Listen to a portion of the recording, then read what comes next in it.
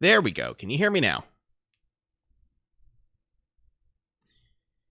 Okay, well, thank you guys for being so patient in the chat. I will get to your comments in just a minute. First, I've got to make sure everything is in order as far as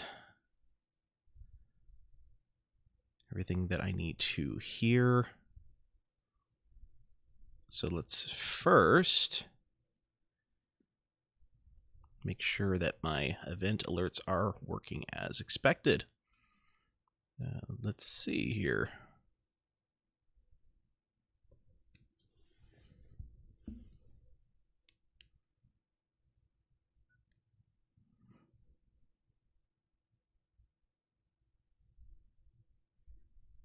Okay, perfect. All right. Well, thank you, Chaobin and Kishu, for joining me tonight. And yes, we are getting on with the finale. Oh, you guys didn't hear that? Let me see. Audio output capture. Oh, you know what? That's probably why. Switch to... Okay, I'm going to try this again.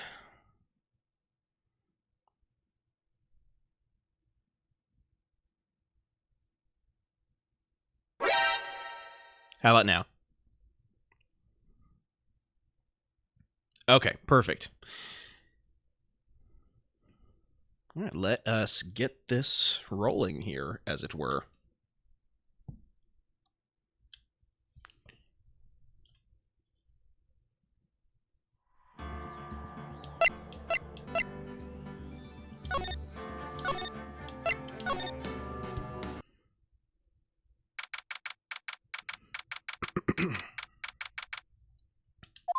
Perfect. What was Mr. Edgeworth talking about? A memory of a crime that I committed. A memory of murder. Do you really think Mr. Edgeworth killed? I don't believe it. Not Edgeworth. Some painful memory's been troubling him recently. But he'd never take someone's life. Never. Nick... Yo, how's everyone doing? What do you think of my performance today? I had him swooning in the aisles, huh, Maya? Swooning? Me? Oh yes, I do remember feeling faint. Right on, tell me the truth. It was like love at first sight, right? Right, Nick? Me? Maybe my heart skipped a beat or two. I think you can do better than that. Come on, I saved Edgeworth in there, dude. Edgy! You guys should be bowing before me. Yeah, bow before your hero.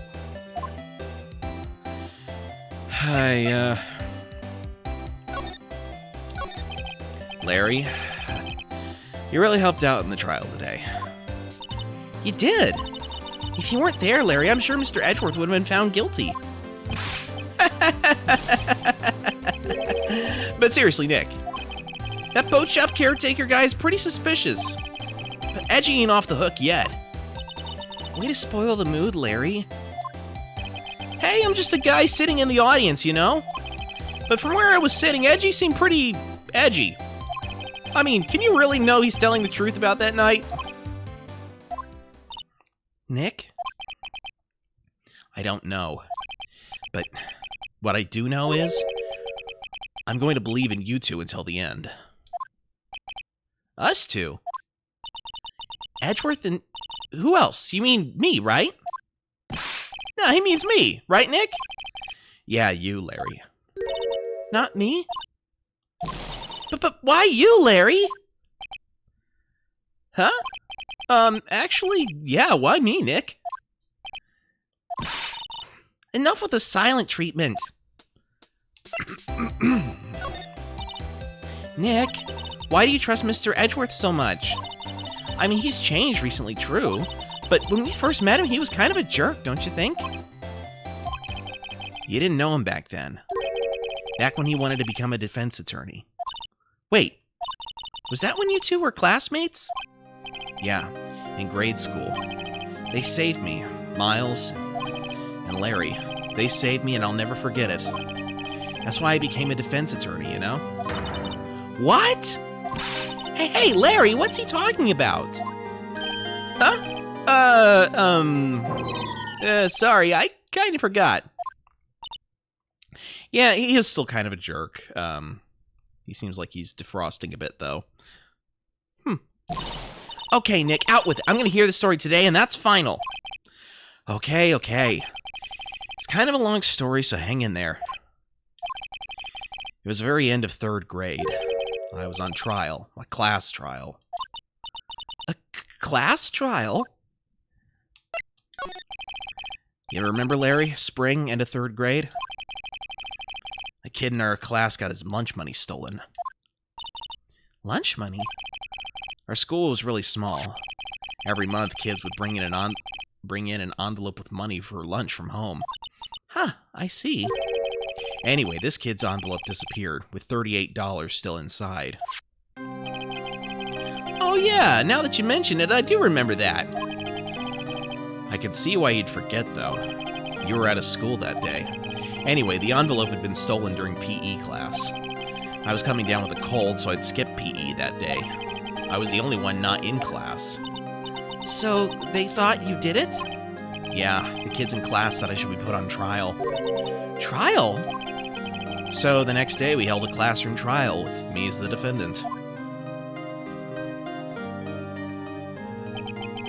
I didn't do it!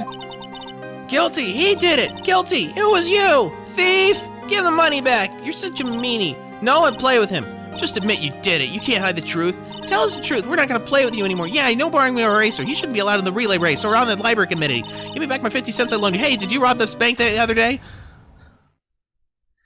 Now, Phoenix, you know you shouldn't steal people's money. It's not right. In the end, even the teacher thought I'd done it. Go over and apologize, Phoenix. I didn't know what was happening.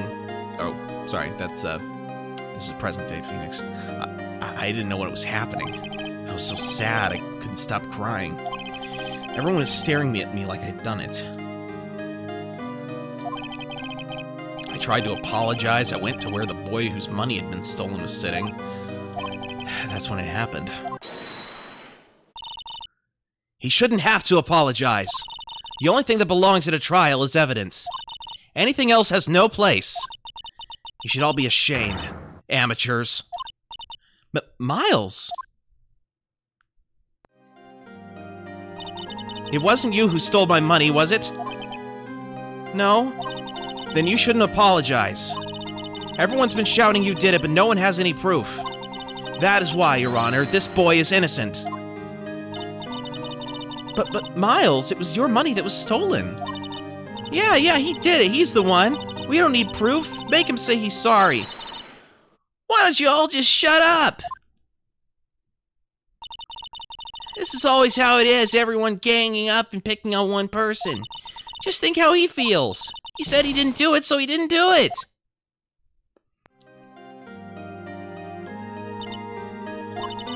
Very well. I'll replace the money myself. This class trial is over. That's how it happened. After that, the three of us were the best of friends. Wow, I had no idea. Yeah, I had no idea either. I mean, I forgot. That's when I learned what it meant to be alone. Totally alone without a friend in the world. You did a good thing, Larry. Yeah, well, I was just lucky that I took the day off from school. If I'd been there, they would have thought I'd done it. So I took it kind of personally, see?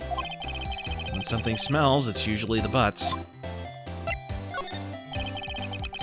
Anyway, Edgeworth and I talked after that class trial. That's when I heard his father was a defense attorney. I remember his eyes would shine when he talked about his father. I'm going to become a defense attorney just like my father. A famous defense attorney.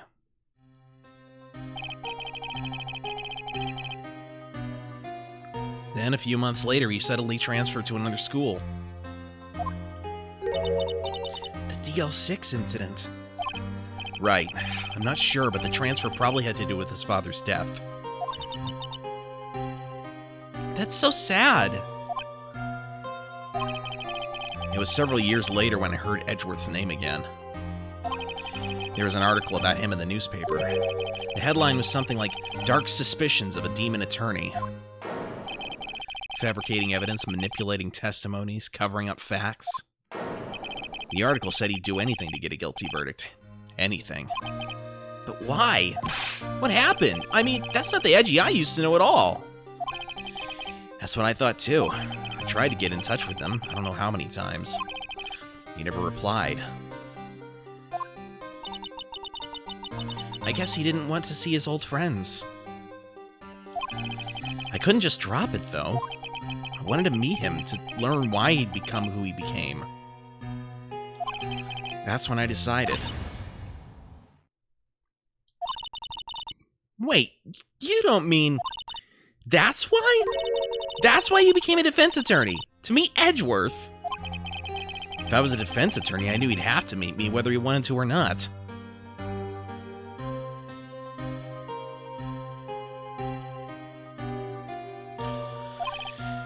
In court, Edgeworth believed in me and I believe in him. He's in pain and no one's on his side. I'm the only one who knows the real Edgeworth. I'm the only one who can help him. Whoa, Nick! So is that why you helped me out for free? Yes. I helped you because I believed in you. Except I don't remember saying I'd do it for free. Aw, Nick! Nick! We have to save Mr. Edgeworth if it's the last thing we do, okay? Right. May very well be. First, there's that rental boat shop caretaker. We need to find out who or what he is. I'd settle for who. I guess I can clean out some of this evidence I no longer need. Okay, let's go. Okay, so let's start at the detention center.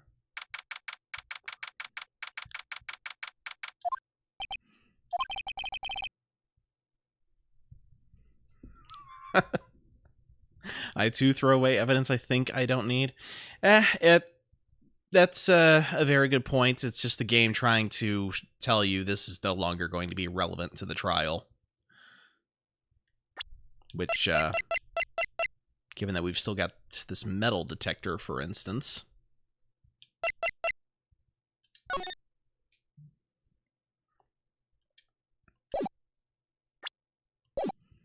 You look grim as always.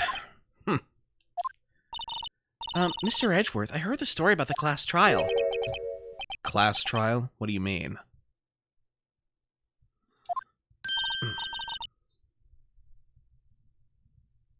You don't remember? No, I don't. Your lunch money was stolen, wasn't it? In 3rd grade? Lunch money? Oh, right. Yes, I seem to remember something like that. Nick, I think you're the only one who really remembers. Well, it probably only really mattered to me anyway. Mr. Edgeworth, didn't you know? That trial was the reason Nick became a defense attorney. Ridiculous. Gee, thanks. That said, it does sound like the kind of thing you'd do. You haven't changed a bit, have you, Wright? So simple. To a fault, even. Well, maybe, yeah, but I think you changed too much, Edgeworth. Perhaps.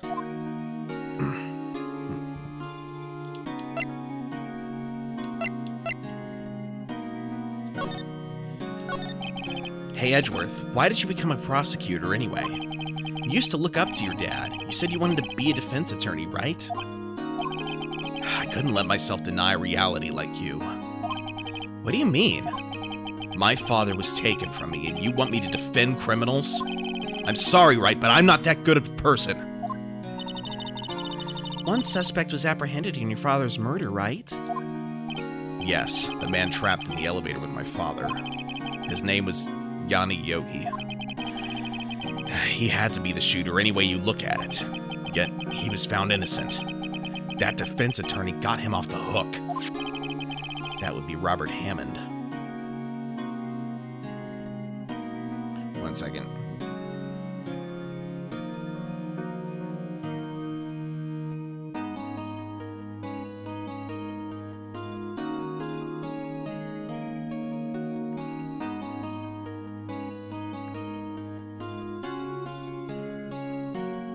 Okay, there we go.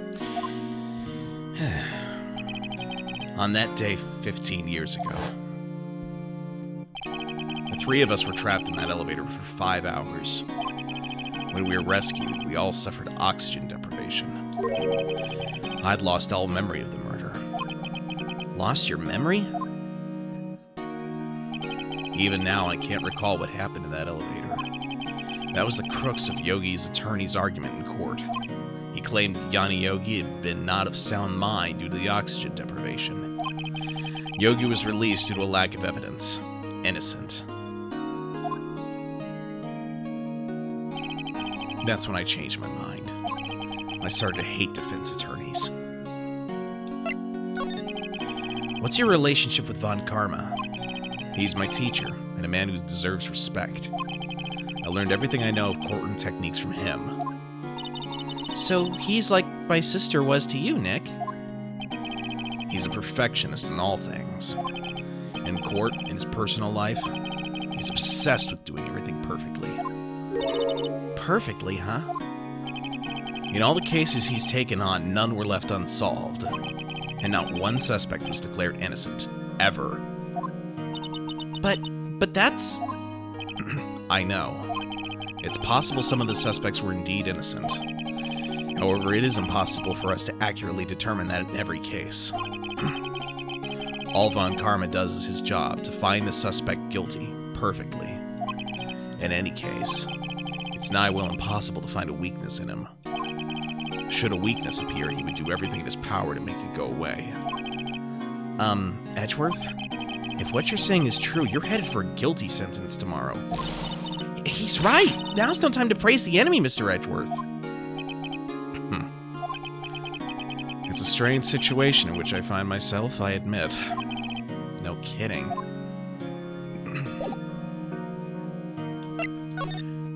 Okay, to Gourd Lake Nature Park. Hey, pal, long time no see. Oh, Detective Gumshoe. Close one today, eh? Got so worked up, snapped my tie in half. Sorry about that. No problem, pal. Thanks to you, we now know who really did it. You mean the boat shop caretaker? Look, I'll make you a promise. I'll have that scoundrel in my custody by trial time tomorrow. Come what may. It's my duty to you as a police officer. Now I'm off to catch me a criminal. Detective Gumshoe sure is active today. Oh, one other thing. No one can go into the woods today. The woods? Where Lotta was camping? The woods are off limits to camping, and apparently Park Ranger found out. He got pretty mad. No one can go in for a while. I guess Lotta's in a lot of trouble. Nice one, Maya. Anyway, I'll be seeing you tomorrow.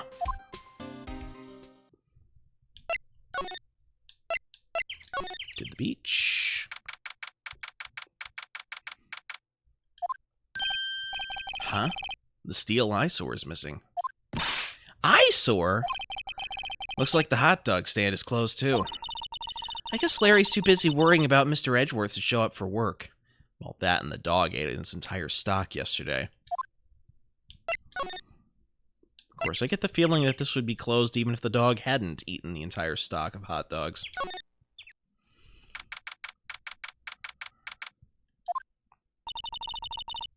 That old caretaker got away. Yep. I never imagined he might be the real murderer.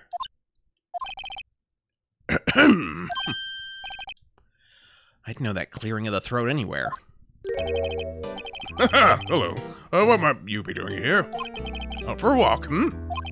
The days of my youth like the scent of fresh lemon, you see. Mr. Grossberg, this is no time for idle reminiscing. Mr. Edgeworth's trial ends tomorrow. That is true, yes. But from what I saw of today's trial, Edgeworth should be fine, right? Well, I'm not so sure about that. What do you mean by that? Well, I'm not sure. If you find anything out, come by my office at once. I may be able to offer you some assistance. Thanks. Bye. What do you think Mr. Grossberg was doing here anyway? Who knows?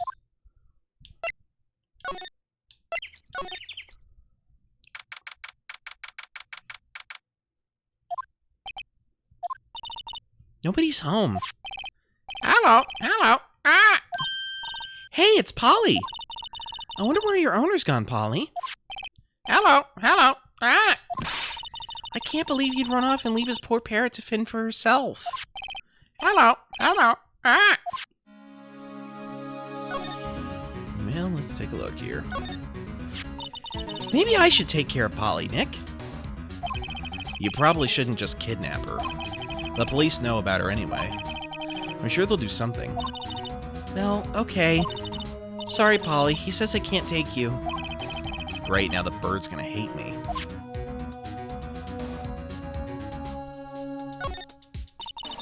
That reminds me, Nick. Polly here knows the number to the safe, right? Yeah, that's right. Polly, what's the number to the safe? 1228. Ah! Let's open it, Nick. Come on. I'm sure there isn't any money in there. Aw. But hey, he keeps it locked, right? So there must be something of value in there. I'm not so sure. Okay, Nick, let's see what's in there. I guess there might be a clue or two. The only thing in here is a letter. A letter? Aw, boring. There's no name or signature on this thing. It's handwritten in very precise, clear letters. Get your revenge on Miles Edgeworth. Edgeworth? Nick, why would Mr. Edgeworth's name be on here? How should I know? I'm going to read the whole thing. Get your revenge on Miles Edgeworth. It also says, this is your last chance. Now is the time to get revenge on the two men who ruined your life. The rest of the letter goes on to describe the murder plot in detail. How to kill Robert Hammond and frame Edgeworth. calling Edgeworth out to the lake, getting on the boat, firing twice. This is exactly what I figured out today in court. It's all here in perfect detail.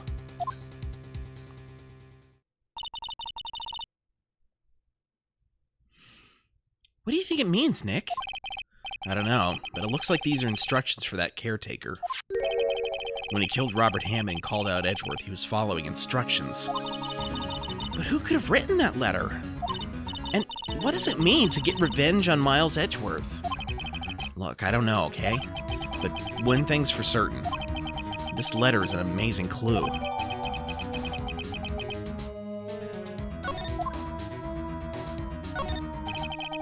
There's nothing left in the safe. I wonder why the caretaker didn't take the letter with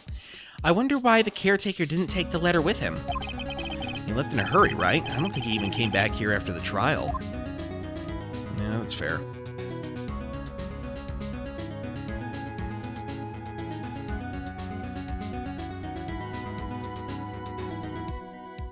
Okay, 1 second here.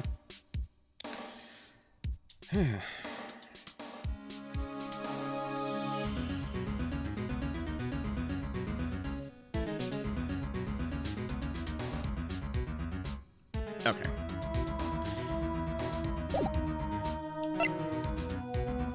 I think that's about all we're gonna find. Well, actually, no. Let me see if the trash can's got anything. Ah! What's wrong? Huh? Oh, never mind. What? Tell me. Just when I saw the TV, I remembered. They're showing a Pink Princess special this week. Oh. See, that's why I didn't want to tell you. Okay.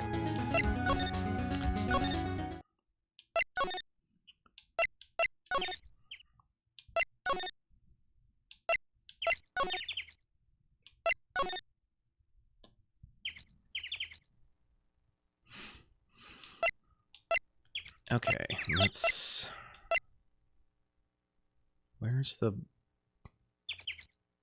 Blimey, I can't remember what I was looking for. So we've been to the detention center in the public beach. Let's go to the Criminal Affairs Department.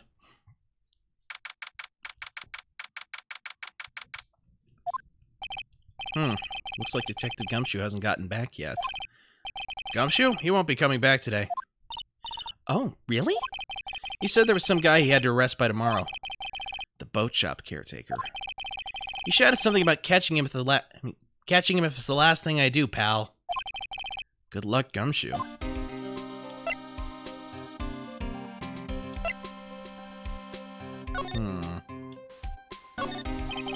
This must be the chief of the detectives here. He's glued to his computer screen. What? That's not possible. The world ended yesterday?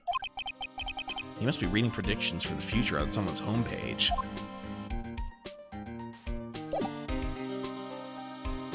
Hold on.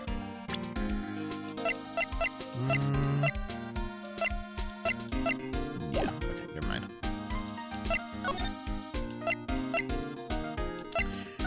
Well, looks like it's time to spam the court record.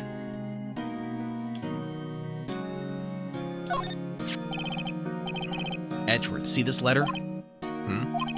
This came out of the safe in the shack where that boat rental caretaker lives. I see. Revenge? On me? Who is that old guy anyway? I don't know. Could he be an innocent defendant you got declared guilty or something? Nice, Wright. But I don't remember that old man. Not at all. So he was following this letter then? Which means there was someone else behind it. Now's the time to get revenge on the two men who ruined your life. Two men, meaning myself and Robert Hammond? It also says this is your last chance. Last chance? Wait, maybe. Maybe he's talking about the statute of limitations on the DL6 incident? Wait, that old man. What is it? Do you know who he is? Yogi. Could he be Yogi? Yogi? The suspect in the DL6 incident, the one who was found innocent.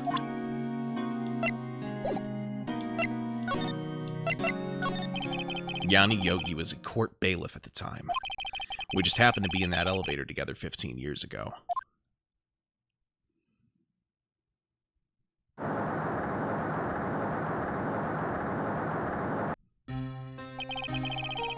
The quake was incredibly strong. Before I knew it, everything was dark. We were there for so long, it felt like forever. The air thinned and the darkness closed in on us like in that little box. We became unsettled. Help! I can't breathe! Quiet. I said quiet. You're not making this any easier. I want to get out. Help! Get us out! Don't shout. You'll just use up more oxygen.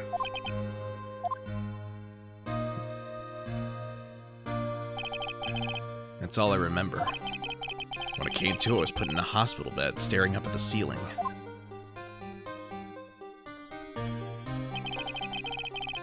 In court, Yanni Yogi's mental condition was called into question. They claimed that the oxygen deprivation and stress had caused temporary insanity. In the end, the claim passed, and the claim passed the court, and Yogi was found innocent. Hey, kitty. Hey, kitty, kitty, kitty, kitty. My cat is meowing at me. Huh, but isn't that strange? This letter tells him to get revenge on Edgeworth. Why would he want to take revenge on you? Right. Yeah? There's something that's been troubling me these last few days. I didn't know whether or not I should tell you. You mean the nightmare? It's a nightmare I've had. A memory of a crime that I committed. A crime you committed? A memory of a murder. I think the time's come to tell all. For the last 15 years, I've had the same dream almost every night. I wake up in a fearful sweat every time. What kind of dream? It's a dream about my father's killing in the dark. Help! I can't breathe! Quiet. I said quiet. You're not making this any easier.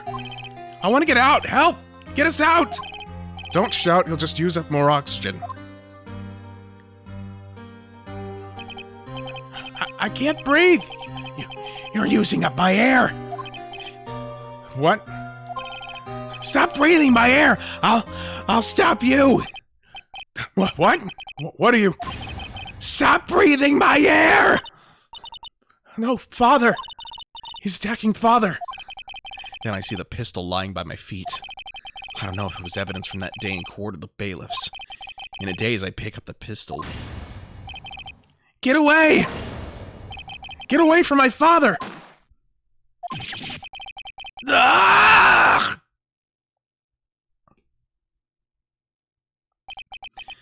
And with that scream, I wake. It's a bone-chilling scream. A scream that's rung in my ears for the past 15 years. But that's just a dream, right? Right? That thought is the only thing that's kept me sane for the last 15 years. But what if I'm wrong? What if it's real? They say that sometimes people shut out memories in self-defense. Maybe it was I who killed my father. What? If you think about it that way, this letter makes sense. Get your revenge on Miles Edgeworth? Think about it. Yogi was really innocent. That's why he wanted revenge against me. Wait, Edgeworth, you mean... It was me. I was the true criminal of DL6. I shot my father. This is bad. What are we gonna do, Nick? What can we do? I don't know. I don't think there's anything we can do, like it or not. And if there's someone else who knows a lot about the DL6 incident, maybe... There is, Nick! There is someone else who knows about DL6.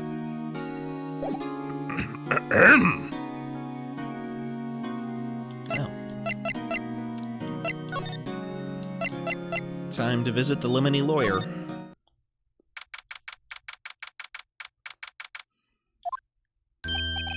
Mr. Grossberg.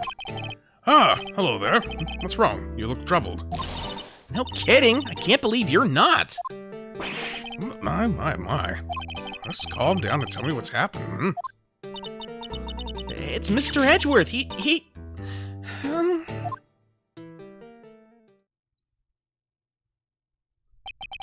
I see. So Edgeworth dreamt he shot his own father. It's only a dream. Only a dream. I wonder. But what? If that's the case, then why do you two look so troubled, Well... Also, consider this. Yogi quite certainly holds a deep grudge against Miles Edgeworth. So deep he'd want to frame him for murder. This leads me to surmise that Mr. Edgeworth's dream was not a dream. It was real. As you imagined. This Miles Edgeworth threw the pistol to save his father. Pistol fired and the deed was done. No! I don't believe it! Yogi was suspected of murder, and his career as a bailiff was irrevocably wrecked. Thus, he sought revenge on Miles Edgeworth. This was his last chance, of course, with the statute of limitations so close. What do you know about Edgeworth's father? He was a defense attorney without peer. It sounds trite, but it's true. Well, he may have had one peer, now that I think about it. Your mentor, Mia Fey. My sister? Gregory Edgeworth was very disapproving of Mr. Von Karma's techniques. That's no surprise. Von Karma's an extreme man. Forged testimonies and evidence are nothing to him. The result, he has a perfect win record in court. To beat him, Gregory Edgeworth tried to call attention to his methods. And? He lost, and died in despair, as it were. I see. When Gregory Edgeworth was killed, the police called on a spirit medium.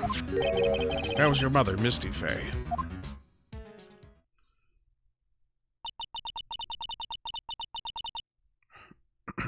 I'm Gregory Edgeworth, and I have been killed. The one who shot me was the bailiff, Yanni Yogi. And Yogi was found innocent. That's when my mother left us. Everyone called her a fraud. That's right. Everyone thought she was, you see. Yet, now that I think about it, it seems the one who lied was Gregory Edgeworth's ghost. Gregory Edgeworth must have known who shot him. I don't believe it. So you're saying he falsified his testimony? That Edgeworth's dad lied to protect his son? It's only a possibility, mind you. But a possibility nonetheless.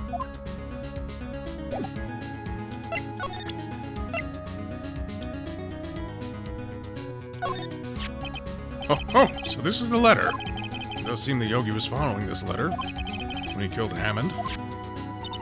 But why kill Robert Hammond? Hammond was a skilled defense attorney. But he defended clients not for their sake, but for his own. Huh? His own sake? He never trusted his clients, that one. The only thing he trusted was his own ability. But he got his client found innocent, so why should it matter? Actually, my dear, it's quite different. He won that innocent verdict for no one but himself. Yogi was a free man, but socially he was ruined. Huh? You'll understand soon enough. Wait. What is it? This letter. I've seen this handwriting somewhere before, a long time ago. Whose handwriting was this? Do you have any idea who wrote this? Well, they did mention that the handwriting was perfect. So by process of elimination, I mean, obviously Miles isn't going to write it, and Yogi can't have written it to himself, so that leaves Manfred von Karma. Could it be Manfred von Karma? Von Karma? Why would he have something to do with this? Well, I'm not sure. Von Karma. Wait! You're right, my boy! Thank you for the honk, Wild Talon. This is Von Karma's handwriting, I'm sure of it. I used to see it all the time on court reports. What? But that means the one you told Yogi to kill was... Correct. Manfred Von Karma himself. What does this mean, then? Why would Von Karma want to frame Edgeworth?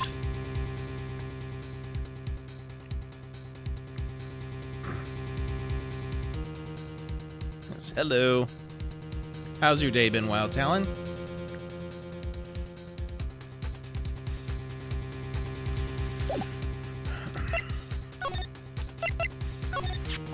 If it truly was Von Karma who wrote this letter, then he would know the truth. He would know that Miles Edgeworth had accidentally killed his own father. Oh, wrong button. He'll say as much tomorrow in court, I should think. He'll press the point until the court finds Miles Edgeworth guilty. Oh, no. But how could Von Karma know about Mr. Edgeworth's past like that? Even Mr. Edgeworth thought it was just a nightmare. That I do not know. Yet I do know that Von Karma is both persistent and a perfectionist. He may be seeking to satisfy a grudge against Gregory Edgeworth by hurting his son. What do you mean? It was 15 years ago. Von Karma met Gregory Edgeworth in court, and Von Karma did win. But he didn't make it through the trial unscarred. What happened in the trial between Edgeworth's dad and Von Karma?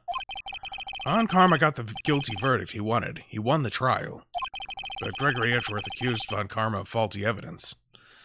It was good. More house cleaning and such. Wedding anniversary is tomorrow. Nice. Nice. Congratulations. And though he lost the trial, Mr. Edgeworth's accusation stood. Faulty evidence? It was the only penalty Von Karma's ever received in his career as a prosecutor. Gregory Edgeworth dealt a blow to his perfect trial record. Wow. It must have been quite a shock for Von Karma. He took a vacation for several months after that, you see. A vacation? Yes, an unusual event for the man. I was the first and the last vacation he's taken in his many years of prosecuting. Really? He doesn't take vacations? Like, go to the sea or to the mountains? Don't tell me he's never been to Europe. You have strange ideas about vacations, Maya. In any case, that was the only time he took a vacation from work. I believe the penalty upset him quite a lot. Odd. If he wanted to keep a perfect record so badly, why would he take such a long vacation? What do we do, Nick? Von Karma's going to bring up DL6, you can bet on it. What if Mr. Edgeworth pleads guilty to DL6? I won't let him. Yes, Mr. Wright. I hate to say this, but even accidental murder is murder, you know. I know that. I just believe in Edgeworth's innocence. I can't believe he'd kill someone. But Nick, Mr. Edgeworth admits it himself. His father must have lied to protect him from beyond the grave. I don't care. I know he's not guilty. Mr. Wright, if you say so, I suppose I could go check again. The police files might hold something of interest. Mr. Grossberg, thank you. I can't promise anything. In fact, I think the chances of finding something are slim. I understand. The police materials. Huh. And that, my friends, is a hint on where to move next.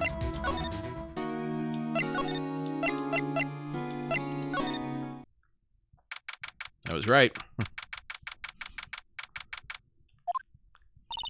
There's hardly anyone here. Everyone must be out looking for the old guy, Yogi. Ah, it's you. I don't think Gumshoe will be coming back today. He's staying out late looking for someone. Sounds like Detective Gumshoe's pounding the pavement for real. We were wondering if we could check out the records room again. Well, now I can't have just anyone wandering around in there. But I guess Mr. Von Karma's in there now anyway.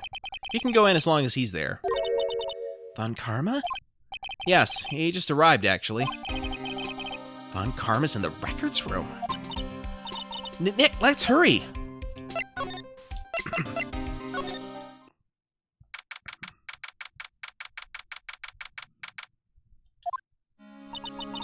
dusty as always.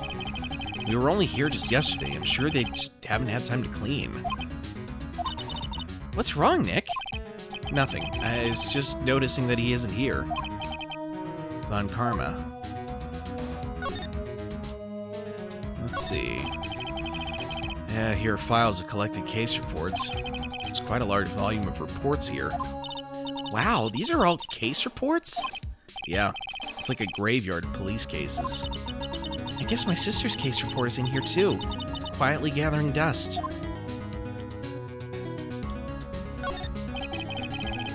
There's shelves stuffed with case files in the back of the room too. Forgotten cases rotting away for eternity. Nick, let's get what we need and get out of here. All this dust is getting to me. Huh? One of the drawers here is open. Someone must have been looking at it recently. The label says unsolved cases, evidence. Unsolved cases? Nick! The file for DL6, it's completely empty. What? What are you doing in here? Eek! Fun karma! You. How do you know my name? Huh? Have we met? What are you saying? We see each other every day, don't we? We're Miles Edgeworth's defense team. Defense team? I beg your pardon. You see, I rarely remember defense attorneys. They're like bugs to me, needless things to be crushed. I can see how this guy was Edgeworth's mentor.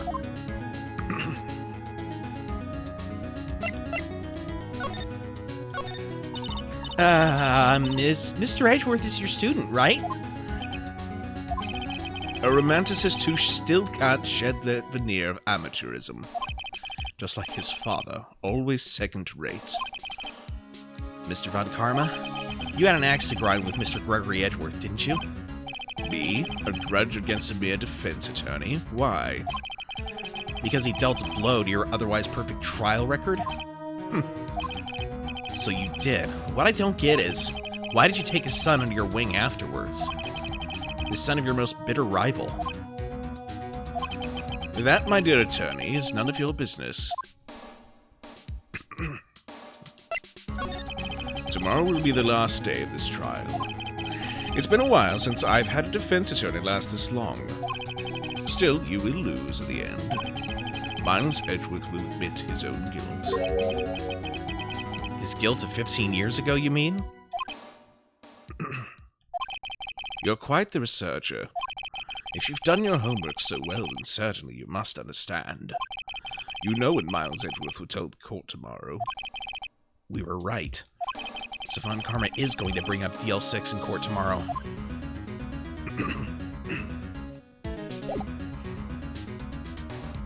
1 second, I gotta hydrate here.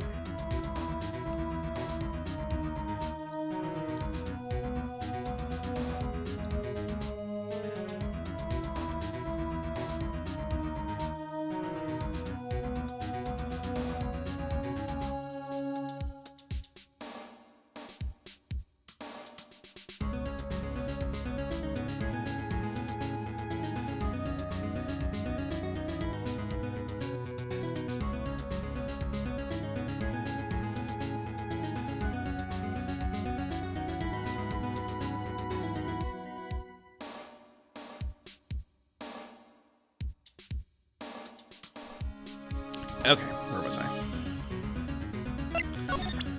Guess we gotta present evidence to him. Mr. Von Karma, have a look at this. This was you, wasn't it? You instructed Yanni Yogi to commit murder. Yanni Yogi. How many years has it been since I've heard him called by that name? He's a fool. Thank you for the cackle. I told him to burn it after he'd read it. So you admit it? You wrote Mr. Yogi this letter. Yes, my dear defense attorney. Thank you for taking the trouble to bring it to me.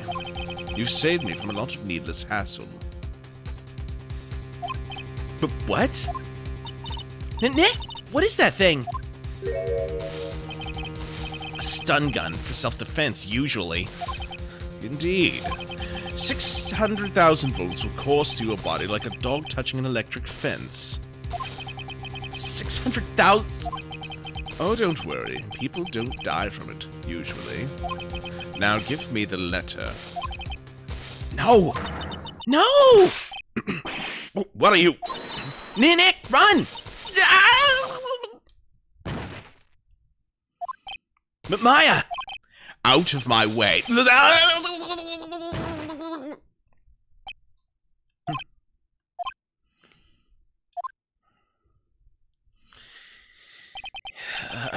He got us. Yeah, at melee range, like, I'd be running through the police departments like, what? He's got a taser! The letter's gone, of course. And he took the DL6 evidence. All of it. Back to having no clues. Wait. Maya jumped first. Maya, is she okay? Maya! Maya! Open your eyes! Maya! The letter. Did he take it? Huh? Oh, yeah. Are you okay? I couldn't stop him. I jumped as fast as I could, but one shot from that thing knocked me out cold. I'm useless. I'm no good as a lawyer or a medium. I can't even call my sister. Not even now when we need her the most. I wish I hadn't woken up at all. Maya! There has to be some way I can help her. I better do something about her self-confidence first. Maya. She's holding something. What is that? A bullet? DL6 incident. Evidence number 7. Taken from the heart of Gregory Edgeworth? I remember. Von Karma was holding this when Maya jumped him. I'll prove it to you, Maya. You're most definitely not useless. I'll prove it to you in court tomorrow.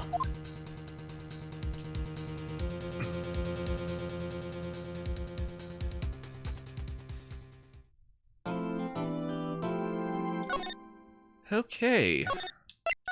We're going to take a quick break. I will be right back.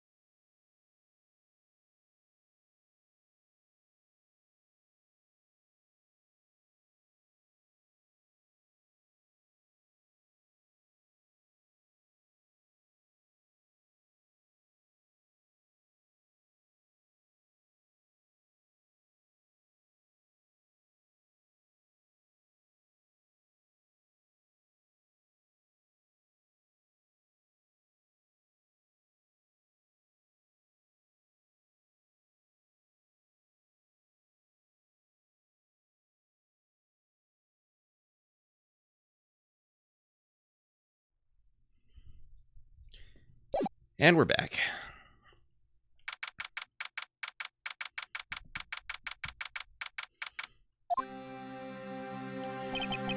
This is it.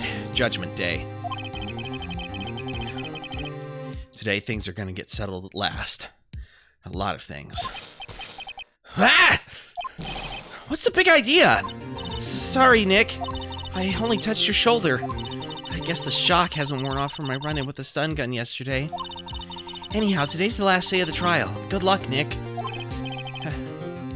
Yeah, thanks, Maya. Edgeworth is looking glum, as always.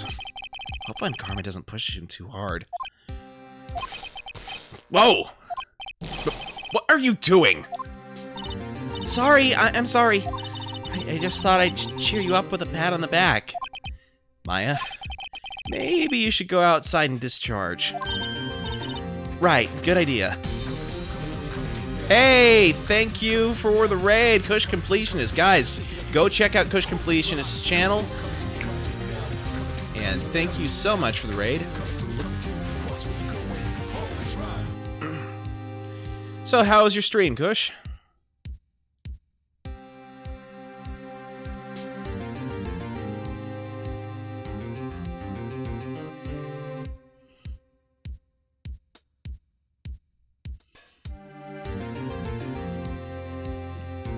Right, good idea.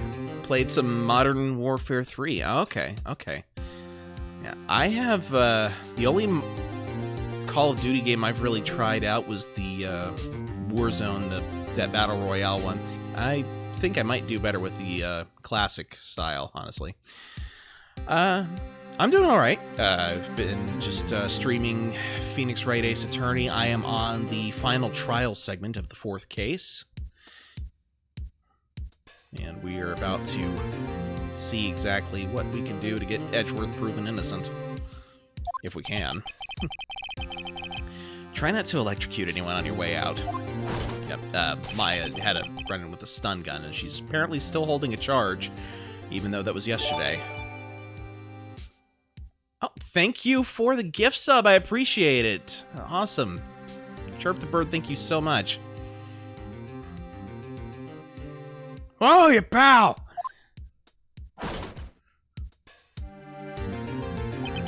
What's gotten into that girl?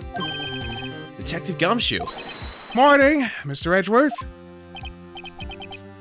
Good morning. How did it go, Detective?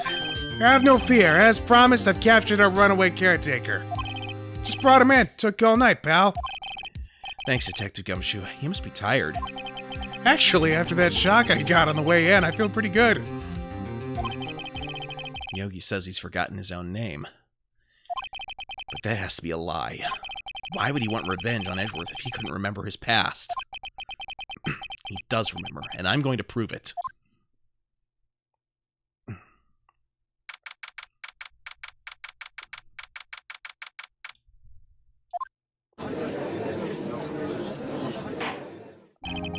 Court is now in session for the trial of Miles Edgeworth. The defense is ready, Your Honor. The prosecution is ready. Right. Very well. We've reached the final day of our proceedings in this trial. I ask the prosecution to submit decisive evidence. Understood. Come on, don't be awed into silence by every little thing he says. Very well, Mr. Von Karma. Your opening statement. Right. Thanks to Detective Gumshoe's efforts, the boat rental shop caretaker has been arrested. In yesterday's trial, the defense asserted that the caretaker was the murderer. However, the caretaker has yet to confirm this. I would like to ask the defense to cross-examine him as much as necessary. Very well. Please bring the witness into the courtroom.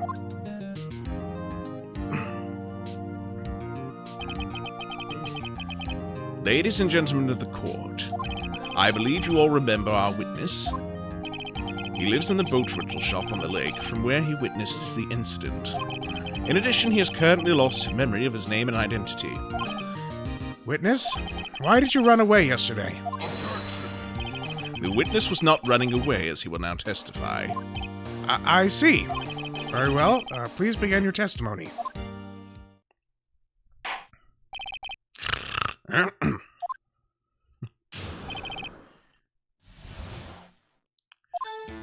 I'm really sorry about just leaving yesterday like I did. But I wasn't running away or nothing. I went to buy some food for Polly, see? I figured I got nothing to do with this incident anyhow.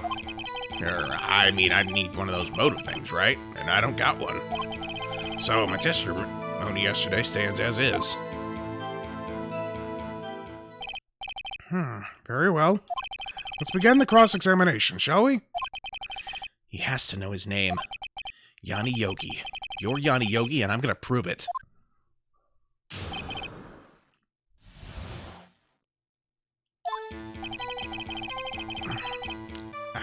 I'm really sorry about just leaving yesterday like I did. I call what you did running away and not just leaving. You heard Larry's testimony and you realized you were in danger. Now, Mr. Wright, there's no need to rush to conclusions. As I said, the witness was not running away. Listen to the testimony. He sure seems relaxed. In fact, they both do. Von Karma and Yanni Yogi. But it wasn't running away or nothing. Then why did you leave? He's just about to say why. Is it so hard for you to just quietly listen when someone is talking? If I sat quietly, Edgeworth would be guilty in 3 minutes. I went to buy some food for Polly, see? Food? Well, Polly's a bit of a gourmand, you see. She only eats these high-quality bird pellets from France. They only have them in the big pet shop downtown. But you weren't arrested until this morning. Why didn't you go back to the caretaker shack? I kind of got lost, you see. The witness has trouble remembering things sometimes. When the police apprehended him, he was on his way back to the shack. Yeah, right. Nice try, Von Karma. No one's gonna believe that. I see. So he was lost. Please, Your Honor, come to your senses.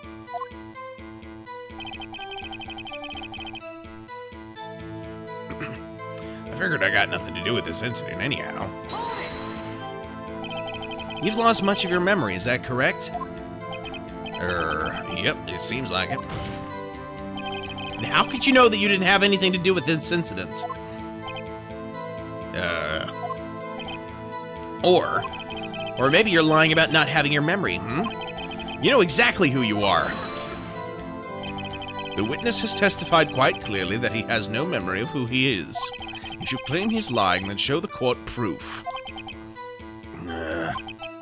How am I supposed to prove what's going on in that old codger's head? That's impossible. I'm glad you've come to your senses, Mr. Wright. Very well, witness. Please continue. I mean, I need one of those motive things, right? And I don't got one. How can you say you had no motive? I say you do. You had a grudge against Edgeworth and the victim, Robert Hammond. That's why you took revenge on them, right? Please don't make me repeat myself, Mr. Wright. This witness has no memory of anything beyond several years ago. He can't hold a grudge. It's impossible. I have to prove he's lying about his memory. Otherwise, it's going to be the same thing over and over until the trial ends. Might I say something, Mr. Wright? Yes, yes, Your Honor? You've been saying the same thing over and over now. Same thing now over and over. How you've been calling the witness's memory of the past, or lack thereof, into question. But does this really have anything to do with the current case? Of course, Your Honor. The witness has said he has nothing to do with this case and no motive. Both of these statements are lies. Order! Order! Mr. Wright, there is a serious problem with your claim. Or are you saying you know who this witness is? Of course, Your Honor. Oh, now this is interesting. I would like to know myself. So who is he? Don't play dumb, Von Karma. Mr. Wright, please tell us the witness's name. His name is Yanni Yogi, a former court bailiff. Yogi? That name seems familiar. Oh! Yanni Yogi! From the DL6 incident. It figures the judge would have heard of it. It was such a famous case. But what does this mean? Your Honor, if this man is Mr. Yogi, then he has a clear motive.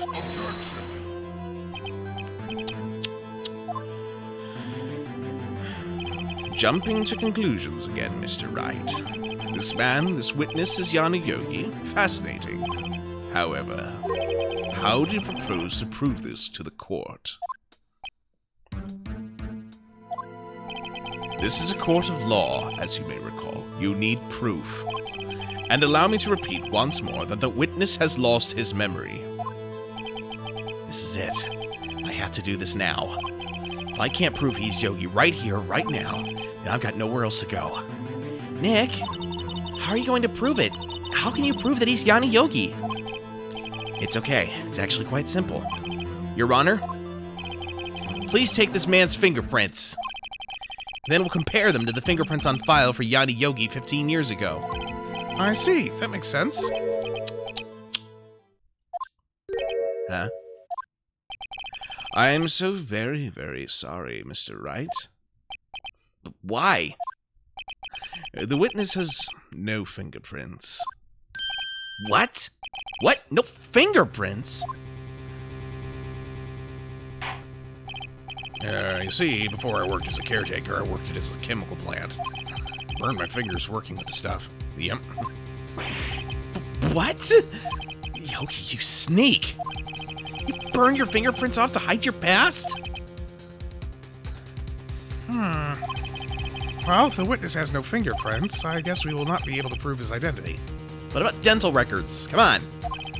No. Well, what will you do, Mr. Wright? It seems that the case has been decided, no? No. I know what happened. I know everything. I just can't prove it. No, I can't let it end like this. I can't lose. There has to be another way. There is no one who can testify as to who this witness is. No one. Nick, what are we going to do? I didn't even consider that he might have erased his fingerprints. What do I do? Well, Mr. Wright, perhaps you'd like to cross-examine his parent for a little comic relief, hmm? Yeah, very funny. You're a sore winner, Von Karma. Wait a second.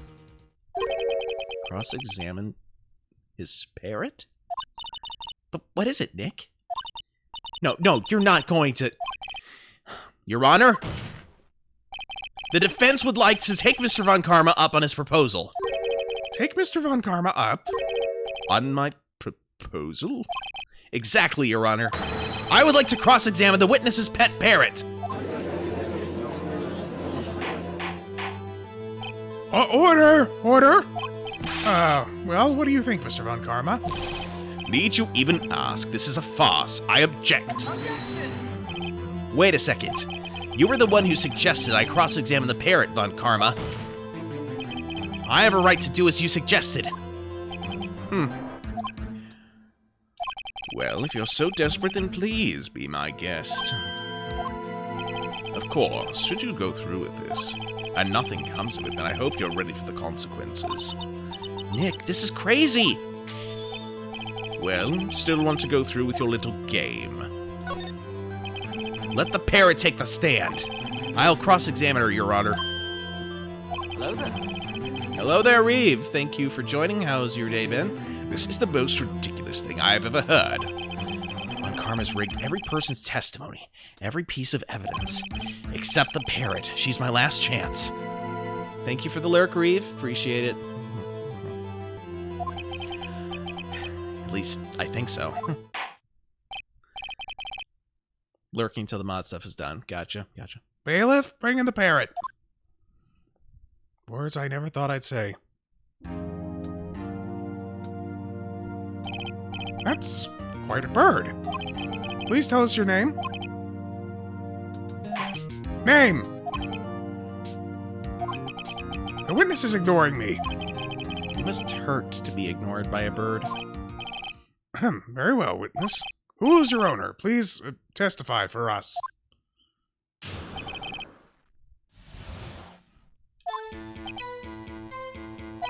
Hello. Hello. Ah.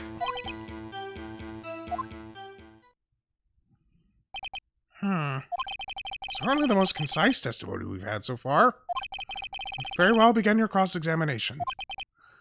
Right. What are you going to do, Nick? I don't know. What do we do, Maya? The witness is ignoring me. Yeah, that was a great line. Hello. Hello. Ah. Witness, you can't just say hello and expect us to get anywhere. I want you to testify. Maya, you talk to her. Right, what do I say? As I recall, 2 days ago... Polly, have we forgotten something? Ah. Don't forget the L6. Ah. If I can get Polly to say that here, that'll prove that the caretaker had something to do with DL6. Polly, have we forgotten something? Hello. Hello. Ah. That's not what you're supposed to say. Forgot something. Something we forgot. Hello. Hello. Ah. Oh, it's not working, Nick. She won't say it. This is ridiculous. Why won't she say it? Something the matter, Mr. Wright? Wait. Don't tell me Von Karma expected this. He couldn't have retrained the parrot, could he? Did he train her not to respond when we asked if we'd forgotten anything?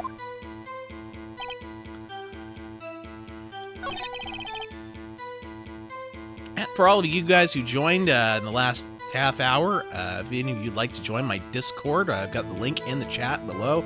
I've also got my YouTube channel if you would like to catch up on any of the missed content. If you would like to keep notified about my streams, my Twitter account is also in the list of links, and just be sure to turn on notifications. Just if you like my content and would like to see more.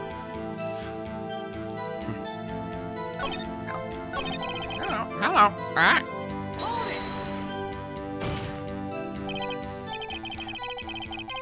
Okay, we already said this, so... Maybe I should get her to say her name. Polly, what's your name? Polly. Ah. Mr. Wright, I think we've established that this parrot is named Polly. Does this have anything to do with her owner's identity? Yes, it does. Ah, fascinating. You claim that the parrot's name will prove her owner's identity? Then show us this proof. Nick, don't you think you're taking the bluffing a little too far? Listen, we're not here to answer the question of who is the caretaker. We're here to prove that he is Yanni Yogi. All we have to do is tie the name Polly to Yogi. Your Honor, the proof that the parrot's name reveals the caretaker's identity is... let's see. DL6 case file.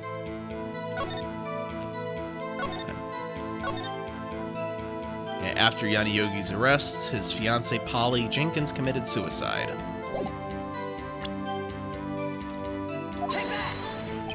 The DL6 case file? That's quite a large file you have there. Which page is this proof on, then? Show us or stop wasting our time. Very well. Mr. Wright, please show us the page. Where in this file is the information connected to the parrot's name? Oh gosh, I believe it's in the suspect data. Let me double check. He just said, I could have just said page 3, but... Wrong button. Let's see. DL6... Suspect data, yep. It's on the suspect data page. This page has all the information about Yanni Yogi. Right after he was arrested, his fiancée committed suicide, see? Indeed it does say that, yes. What was his fiancée's name? Polly Jenkins. Polly! Exactly, Your Honor. He wanted to remember the name of his fiancée who committed suicide.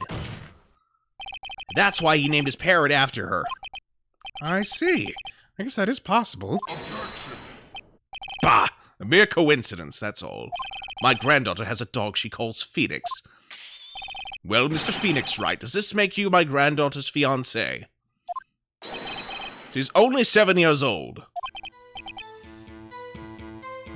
Indeed. Alone it is a little weak for evidence in a murder trial. You would need some other corroborating evidence. Where am I going to find that? Nick, we're getting closer. One more. If we could just get one more piece of evidence. Right. What? Very well, witness. You may continue.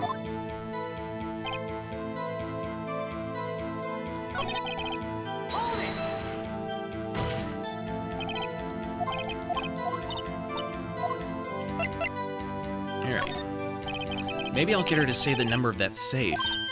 Huh? The safe? Why? Let's just try to get her to say anything, okay? Polly, what was the number to the safe in the shack? 1228. 1228. My, what a reckless parrot. Well, Mr. Wright, you're claiming that this number has something to do with the caretaker. Actually, it does. That's why I had her say it. Ha! Ridiculous. How can the number to a safe tell us who the caretaker is? Show us your proof. What could possibly link this number to the caretaker's true identity? Going to assume it's the DL6 case file. Case summary, date 12/28. Oh, look at that.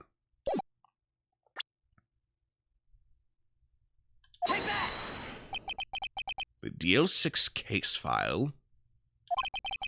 What is this obsession you have with that case? Mr. Wright? Where in this file is something relating to the safe number? The case summary. It's on the case summary page. The case summary? Specifically the date on which the DL6 incident occurred. The date of the incident? December 28th? Why, that's today's date. 15 years ago. And the number on that safe is 1228. Ah! He used the date of the DL6 incident as the number for his safe, Your Honor. That's how important that date was to him. I see. It's certainly an interesting coincidence. People often do set their secret numbers to dates. Bah! This is not tangible proof. I set my ATM card's number to 0001 because I'm number 1. This has nothing to do with the date. Nothing. That's enough. I think we've reached a conclusion here. This is a mere coincidence, that's all. True, that is a possibility. However, two coincidences at the same time seems more like a pattern to me. But what are you saying? Summon the caretaker of the boat shop. Immediately. Witness, tell us your name. Wait. This witness, he doesn't remember. No, it's okay. I've accomplished what I wanted to do. I'm done. Nick, he looks totally different. This is the real Yogi, I think. Finally. He's been acting feeble to hide his true identity. Acting for 15 years. Well, let me ask you again. Please state your name for the court. My name is Yanni Yogi. 15 years ago, I served as a bailiff in this very court. Order! Order! Yanni Yogi. So it was you. Was it you who killed Robert Hammond and tried to frame Miles Edgeworth for his death? Yes, it was me. I did it. They put me on the witness stand 15 years ago. Robert Hammond. He said I was mentally unsound. He told me it would make me innocent, get me off the hook. So I pretended to brain damage. I was innocent, really, but he didn't believe me. We won the trial, but I lost everything. I lost my job, my fiancé, my social standing. Then this year, 15 years later, a package arrived. It was a letter and a pistol. The plan was written out in careful detail. There's a plan for me to take my revenge on the people who ruined my life. I didn't care who had sent it. I thought this was my chance. After 15 years, this was it. Finally, a chance to have my revenge on Robert Hammond and Miles Edgeworth. I have no regrets. Oh, wait a moment. Revenge against Miles Edgeworth? What do you mean? I'm not at liberty to speak on that matter. Why don't you ask Mr. Edgeworth yourself? Anyway, I admit it. I was the one who killed Robert Hammond.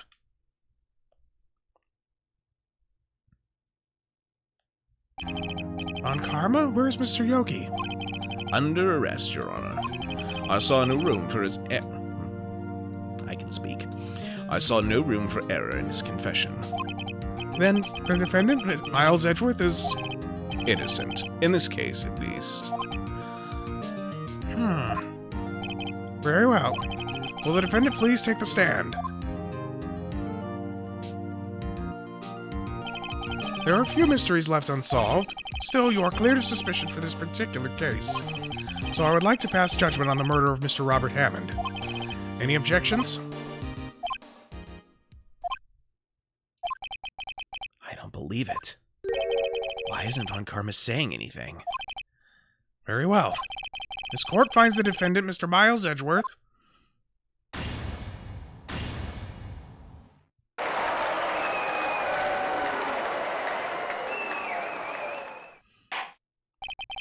That is all. This court is adjourned. Objection! Did someone just say objection? It wasn't Von Karma. Wait, but that means... No. Edgeworth? Your Honor, I object to your judgment. What do you mean? I'm not innocent at all. As we've heard, Yanni Yogi killed Robert Hammond in revenge. Revenge for what? Nick, Edgeworth is trying to confess. He's going to say he's guilty. He's going to tell them he was the murderer in the DL6 incident. He's going to tell them he killed his own dad. Oh, what do I do? Objection! The judgment has already been passed. I object to Edgeworth's outburst. Didn't something like this happen yesterday, too? I believe a certain witness raised an objection after a guilty verdict was passed. That would be Larry. We must hear this new statement. We must hear Miles Edgeworth. He's right. We have a duty to hear Mr. Edgeworth out.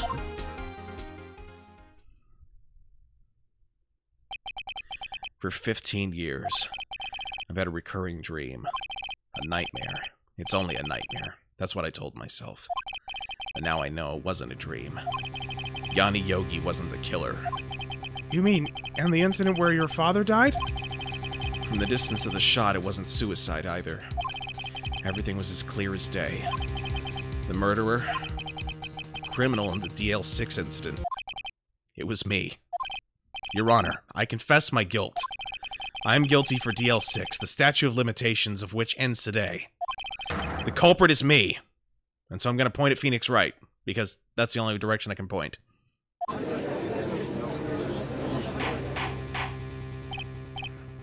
Order! Order! This is certainly unexpected. A defendant declared innocent is confessing to a different crime? A crime for which the statute of limitations runs out today. I'm not really sure how I should deal with this. Bah! It's obvious. We hold a trial right here, right now. We try this man for his crime of 15 years ago. I think I would like to take a 5-minute recess. During this time, I will consider the appropriate course of action to take. Court is adjourned.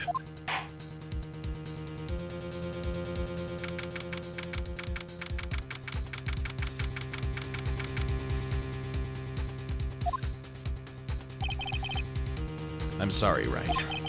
I just wasted all of your effort. Excuse me. Mr. Edgeworth, I just don't believe it, sir. I mean, you kill your dad?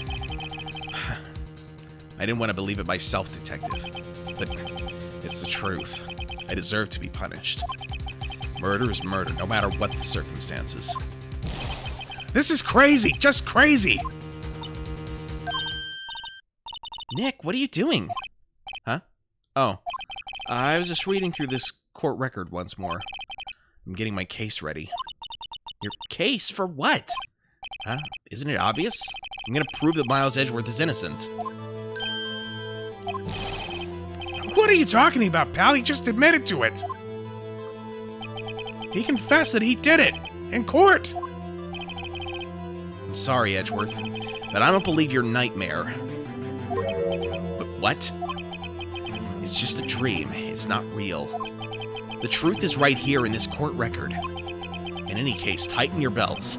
The real fight is just beginning. I'll prove you're innocent. Trust me. Right.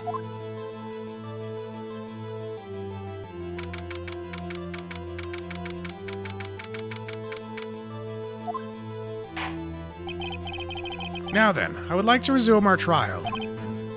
Judge, Miles Edgeworth has admitted his own guilt. He has confessed his crime. Let us begin by hearing his testimony.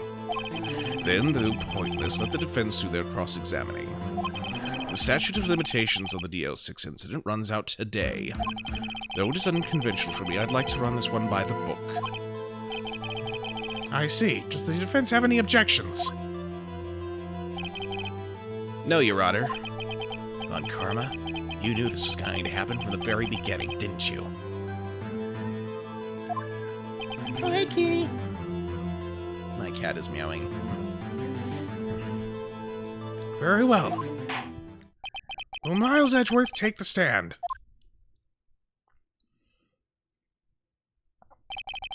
Will the witness state his name and profession? Miles Edgeworth. I'm a prosecuting attorney. Mr. Edgeworth, 15 years ago, you mistakenly killed your father, Gregory Edgeworth. Is this correct? It is correct. Wild Talent says, hello, Lady Catherine. Then testify about this matter to the court.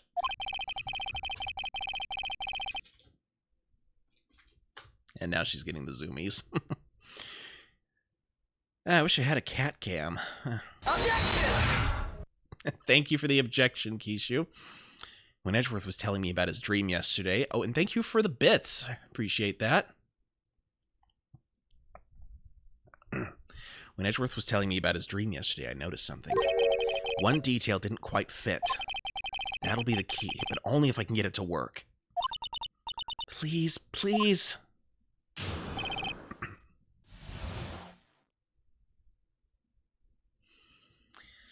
Yeah, unfortunately, my setup is a bit unconventional because my gaming setup and monitors are like 10 feet away from me, so...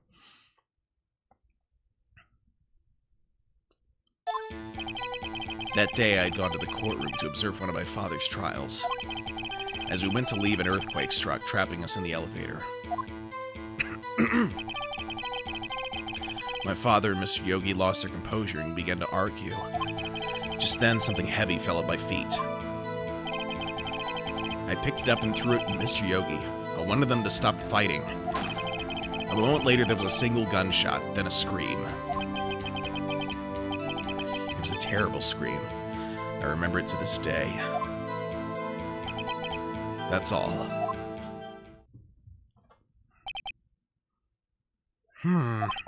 And until now, you thought this memory was a dream.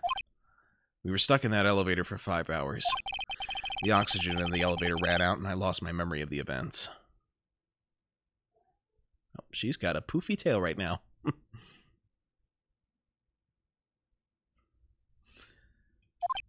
Bah! The same claim Mr. Yogi has made. Very well. Mr. Wright, your cross-examination, please. Yes, Your Honor.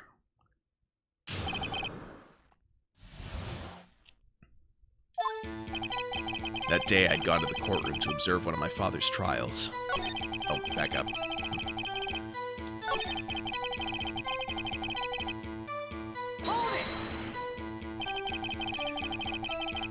What was the trial your father was involved in on that day? I don't remember things very clearly. Only two things. I know my father lost and Mr. Von Karma was the prosecuting attorney. Mr. Von Karma, you were handling that case? It was 15 years ago. I don't remember the details.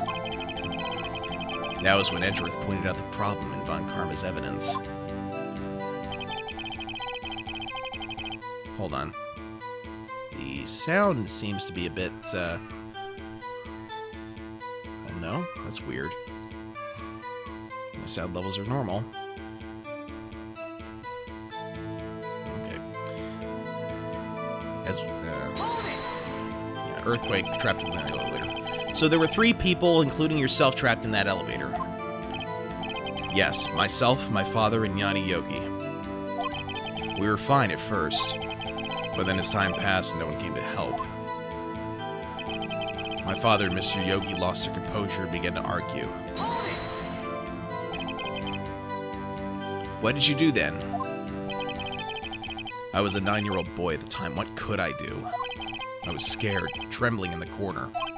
But then, just then, something heavy fell at my feet. What was it? A pistol. I assume it was the bailiff, Yanni Yogi's. The safety must have come off when it fell from his holster. And you picked it up. What happened next? I picked it up and then I threw it at Mr. Yogi. I wanted them to stop fighting. Did you know it was a pistol when you threw it? I think I knew. I knew it was dangerous. But the air was getting so thick, I panicked. So you're saying that you threw the pistol at Mr. Yogi? I was in a daze. A moment later, there was a single gunshot, then a scream. The gun fired once. Yes. I think after I threw it, I lost consciousness. Since then, it echoed in my head every day. That gunshot and that horrible scream. The scream. It was a terrible scream. I remember it to this day. To this day. Yes, I can practically hear it now. I doubt I'll ever forget that scream as long as I live. There it is. One part of that testimony clearly contradicts the evidence, but I don't know what it means. Better find out quick. Alright. Let's take a look at the court record.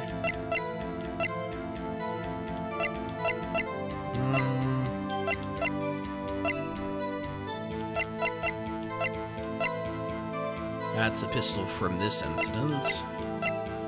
Let's take a look at the DL6 file. Let's see. Elevator, District Courthouse. Air in elevator was oxygen depleted at the time of incident. No clues found on the scene. Gregory Edgeworth, defense attorney trapped in elevator, returning from a lost trial with a son. Miles Edgeworth, age 9. 1 bullet found in heart. The murder weapon was fired twice. Interesting.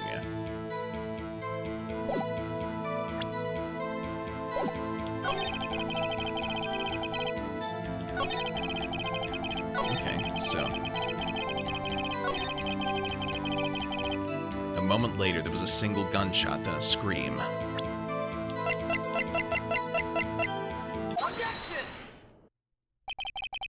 Are you sure you only heard one gunshot? Yes, I'm sure of that. I heard the shot and the scream. Then everything faded. I was unconscious until the rescuers came. I see. No, Your Honor, unfortunately, you don't. Look at this file one more time. This plainly contradicts the witness's testimony.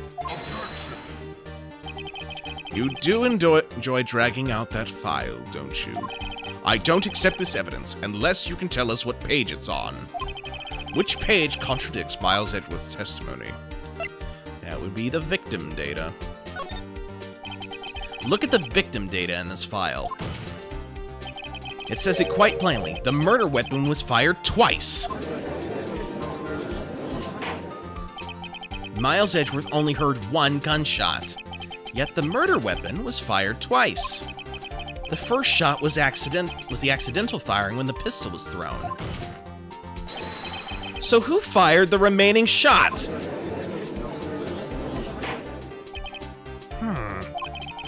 Was there perhaps another shooter who fired that second shot? Your Honor, as I'm sure you're aware, this incident occurred 15 years ago. The evidence is dated. The pistol did fire twice. However, we do not know when that second shot was fired. It might have been fired the day before the incident. There is no proof that the second shot had anything to do with this incident. What? I see. You do have a point. Mr. Wright, the murder weapon was fired twice, as we have heard. One of those shots was fired by the defendant, a boy at the time. Do you have any proof that the other shot fired had something to do with the case? Your Honor, I think I'll be able to show you proof. What? Impossible. Now, Mr. Von Karma, save your surprise for after you've seen the evidence. Very well, Mr. Wright. Show us your proof.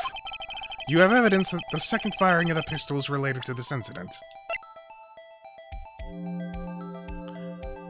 Alright, well thank you so much for joining, Kishu and Xiaobin. You have a wonderful evening, and I will talk to you later. Let's take a look at this. Yeah, see. He's slumped over there, but there's a bullet hole over there. Interesting. Look at this photograph. This is a photograph of the scene of the crime 15 years ago. I can see that the victim lying there is Gregory Edgeworth. This proves the murder weapon was fired twice at the time of the incident. This photo proves it.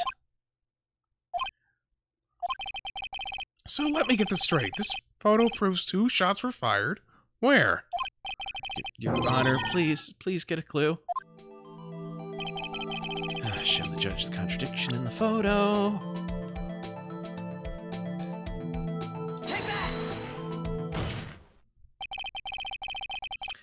Oh, well, thank you for joining as well, Wild Talon. You have a wonderful evening. Night. As should be obvious, the contradiction is here. I see. A bullet hole in the door. Your Honor, Gregory Edgeworth was killed by a shot from the pistol, yet there's also a bullet hole in the elevator door. We also know that the murder weapon was fired twice. Thus, someone other than Edgeworth fired that second shot. Order! Order! Mr. Wright, what are you driving at? It's simple, Your Honor. At the time of the incident, 2 shots were fired. One went into Gregory Edgeworth's heart. The other hit the elevator door. Remember that the defendant lost consciousness after the shot he fired rang out. In conclusion, we must agree that the second shot was fired by someone else. Mr. Wright, but who could that someone else be? The murderer, of course. I knew I should have stepped in before your wild fantasies got out of hand. Mr. Wright, look once more at the DL6 incident case file. Look closely. Try the case summary page. Case summary, that's on page 1. Look what is written there. Not a single clue is found on the scene. If the pistol had indeed been fired 2 times, then the other bullet would have been discovered on the scene. He does have a point. That second bullet has never been found. Why? Because the second bullet does not exist. The bullet that claimed Gregory Edgeworth's life was the one fired by his own son. That is the truth of this matter, the whole truth. It was undoubtedly something else that had made that bullet hole in the door. Order. I will have order. Mr. Wright has proven one thing to us quite clearly. That the murder weapon was fired twice at the time of the incident. However, as Mr. Ron Karma says, a second bullet fired was not found. It is highly unlikely that the police merely overlooked this second bullet. So all we have is a single bullet fired. I'm afraid I have to discount the defense's claim. I praise the judge for his wisdom in this matter. How did this happen? I don't believe that the second bullet didn't exist. Was I wrong? Have I been wrong about this whole incident? What are you doing, Nick? Why aren't you raising an objection? I'm sorry, Maya. What? It looks like I was wrong. Nick? If the second bullet wasn't there, then all my conjectures are for nothing. No. But you said you'd do it, Nick. You said you'd get Edgeworth declared innocent. I'm sorry. It's just, when I saw the photograph, I thought that 2 shots had been fired. I was so certain of it. I thought I'd won. I thought there was another person, someone else who fired the killing shot. And now, I was wrong to think it could be that simple. This case has stood unsolved for 15 years. Nick? Well, it seems that we finally cleared up this incident. Only 1 bullet was found at the scene of the crime. That shot was fired by Miles Edgeworth. Precisely. I would like to ask one thing of Miles Edgeworth before passing my verdict. Have you been paying attention to the trial so far? Yes, Your Honor. Do you have any objections? No. No, I do not. So you killed your father, though that was not your intention. Yes, I did. Oh no. He's accepted the guilt. Very well. The statute of limitations on the murder of Gregory Edgeworth runs out today. Therefore, I must pronounce the verdict on the defendant today, right here. Right now. Indeed. Does anyone have any objections? I've been here before. It's just like my first day in court. There's so many things I know I should be saying, but my mind's gone blank. I can't find the words. Mr. Wright? Objection! Your Honor, I object.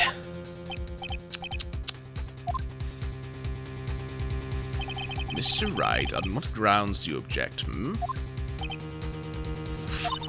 Nick? I don't know. His case is perfect. Oh, no. Ah! It must exist. The second bullet. What? What did you just say? Nothing. The second bullet must exist? But where? Someone took it.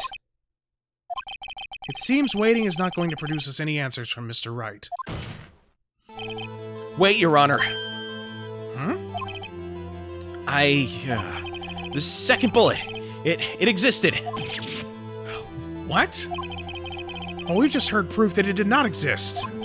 I realize that, Your Honor. I'm really grasping here. It's just someone took it from the scene of the crime. That's what happened. But who? The murderer. The murderer? Then tell us just who is this murderer? I'm still thinking about that one. So the criminal took the second bullet, but why? Huh? First of all, how would they have found it? It's not easy to find a stray bullet, Mr. Wright. Was there some pressing need for the murderer to search for that bullet? Of course there was a need. That's why they took it. Bah! What possible reason could they have had? The reason the murderer took the bullet away from the scene of the crime with him is...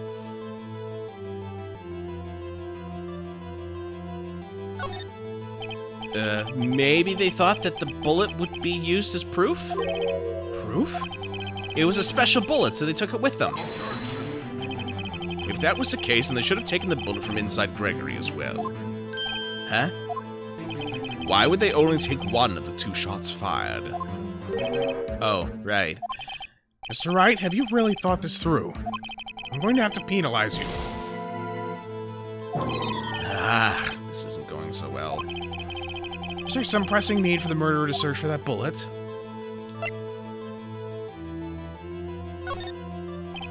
Why would the murderer have spent the time to look for that stray bullet? I haven't got a clue. What's wrong, Mr. Wright? Bah! Murderer had no reason to take that bullet. You don't want to admit it, but it's true. Ugh. Had to take it. Had to take it. The murderer? What does that mean? You're thinking too normal. Think crazy. Don't think why the bullet was taken. Think why the bullet had to be taken. Mr. Wright? Yes, Your Honor? I have no idea what I'm doing. The murderer had no intention of taking the bullet from the scene, but the murderer had to take the bullet. Had to, Mr. Wright? What do you mean? Well, for instance... For instance what? Maybe the bullet, hit the murderer? The bullet hit the murderer. Just saying, for instance. I mean, if it hit you, you would have to take it with you, wouldn't you? It's not like you could perform surgery right there. You know? Wait a second. I was just talking off the top of my head, but what if that's really what happened? Let me get this straight. So at the time of the murderer themselves was shot, and they left with the second bullet still inside of them, thus leaving only one bullet at the scene of the crime. Yes. I guess that's how it would work, yes. But there's a problem with that. The other two people rescued from that elevator, Miles Edgeworth and Yanni Yogi, were both unharmed. So that would mean... The murderer came from outside, yes.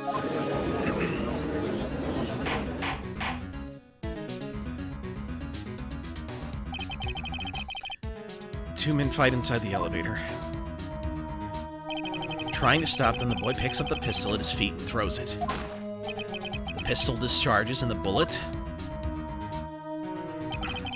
goes through the elevator door and hits the murderer outside. Excuse me. The boy loses consciousness. Then the murderer opens the elevator door and sees the men inside.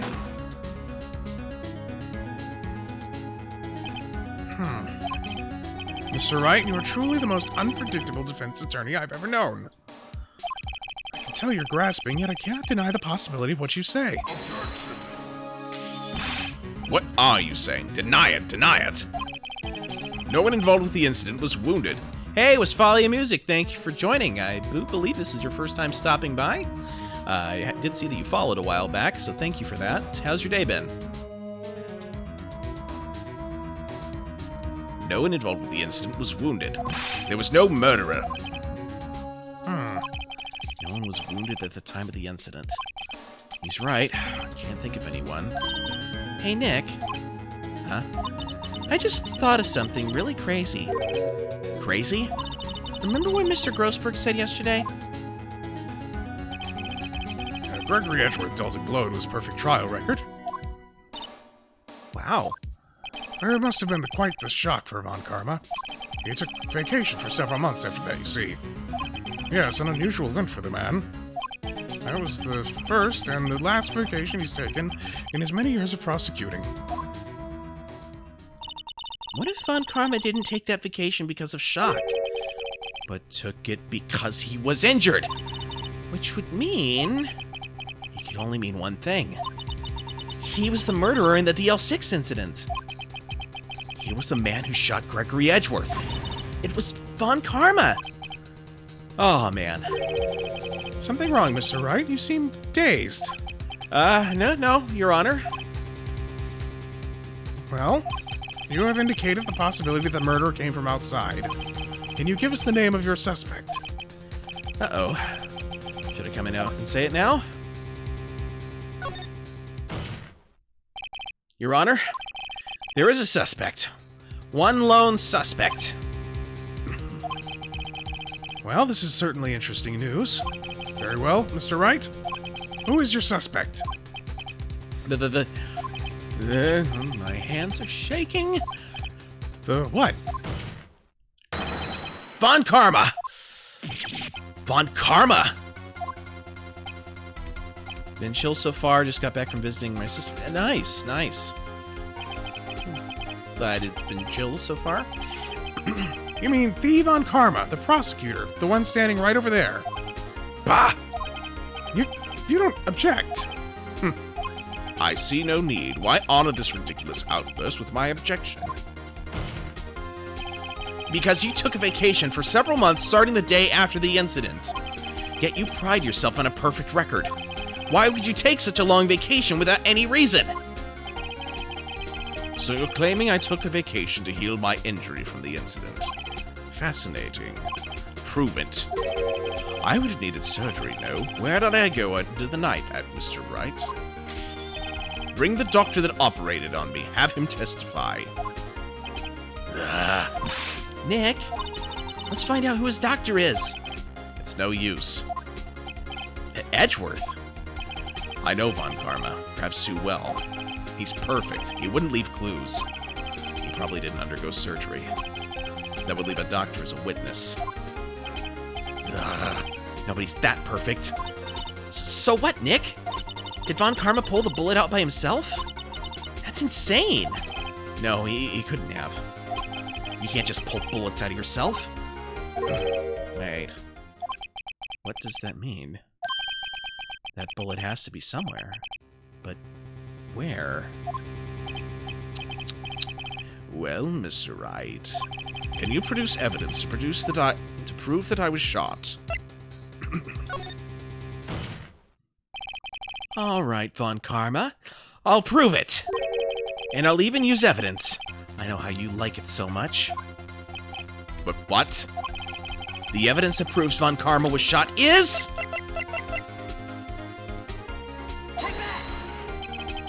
Von Karma is perfect. He wouldn't risk surgery leaving an evidence trail. So then, I ask, where is that bullet now? I think it unlikely that Von Karma performed surgery on himself. You don't mean... I do.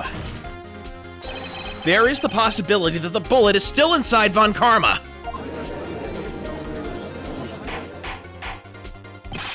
Is that even possible for all these years? Well, there's one way to find out. We could use this metal detector. Well, Von Karma, I'm going to run this over you and see what we find. I refuse. You refuse? But refusing this means... You acknowledge that the bullet is still inside you? Order! Order! Order! Your Honor, the defense requests that we be allowed to use the metal detector. Judge, I call for a suspension of this trial. This is an invasion of privacy.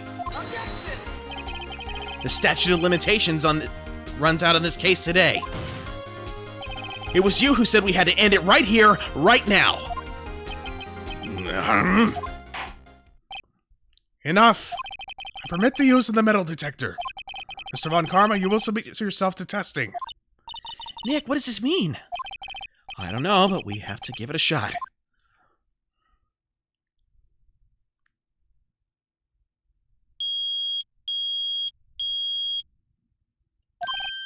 It reacted. Something's inside his right shoulder. The bullet.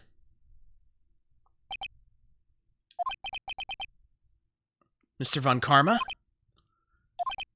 You. It was you. I was afraid this would happen, and so I remained silent. Indeed, there is a bullet in my shoulder. However, it has nothing to do with this incident. What? I was shot in the shoulder long before the DL6 incident. I claim that the bullet in my shoulder has no relation to DL6. But Mr. Von Karma, can you prove that? Prove? I have no obligation to prove anything. It is Mr. Wright who must prove something here, not I. Mr. Wright? Well, can you prove it? Can you prove that the bullet in Von Karma's shoulder was from DL6? Of course he can't. You don't have any of the DL6 evidence. That's because you took it out of the records room yesterday. With no proof, you cannot convict me of any crime. So sorry, Mr. Wright. No, I'm the one who's sorry, Mr. Von Karma. What? You were close. One day away from freedom. But you see, I have proof. What? Who would have thought you would dig your own grave trying to convict Edgeworth? I can link that bullet in your shoulder to the DL6 incident.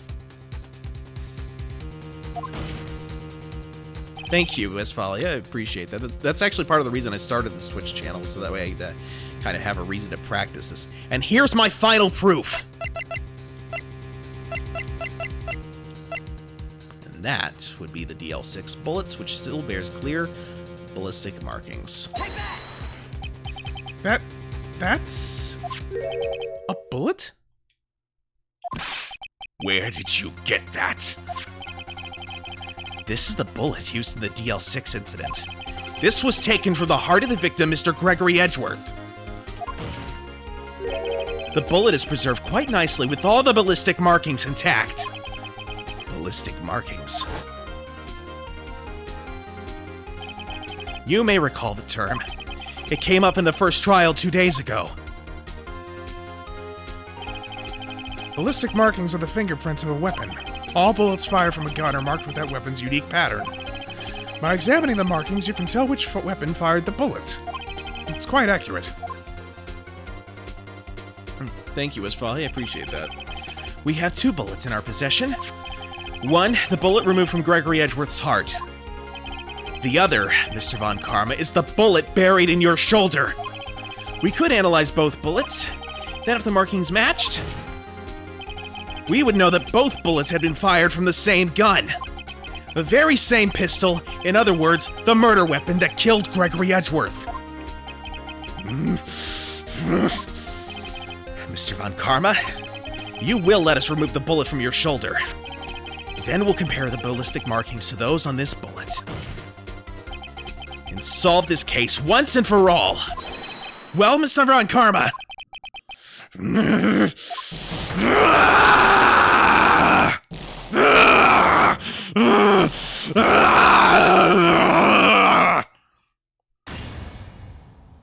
That scream. I've heard that scream before. Wait, I know. Help! I can't breathe! Quiet, I said. Quiet. You're not making this any easier. Stop breathing my air! I'll stop you! Stop breathing my air! Get away! Get away from my father!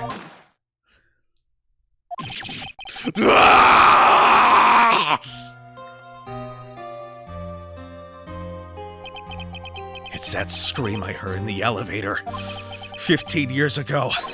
Von Karma, it was you who screamed!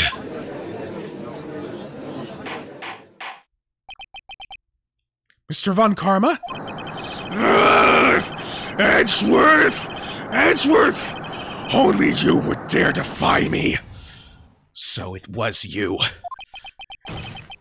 You and your father are my curse. Your father shamed me with a penalty on my record.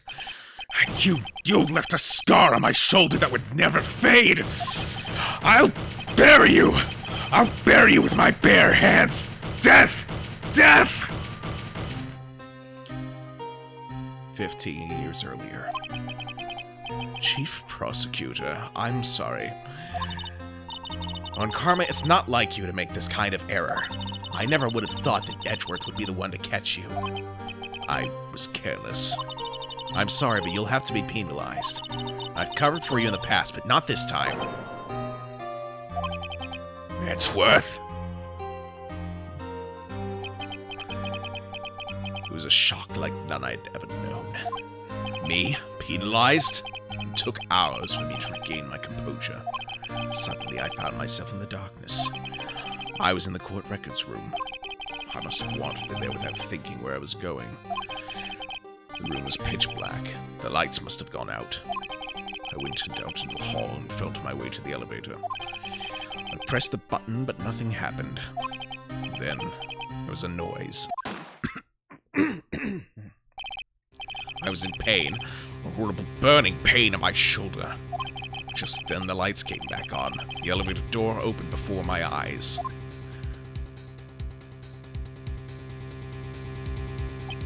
I saw 3 people inside, all lying unconscious from oxygen deprivation. Much to my surprise, a pistol lay at my feet. I knew then it was destiny.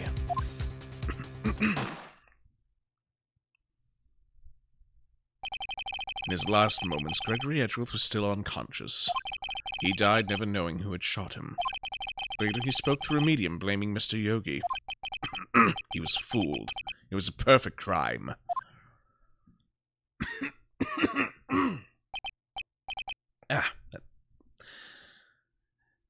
I need to take screaming lessons, I think. Who would have thought another man would come to open that elevator door? Judge? What? What are you doing? Do your job. Bring an end to this miserable charade. Now, end it. Very well.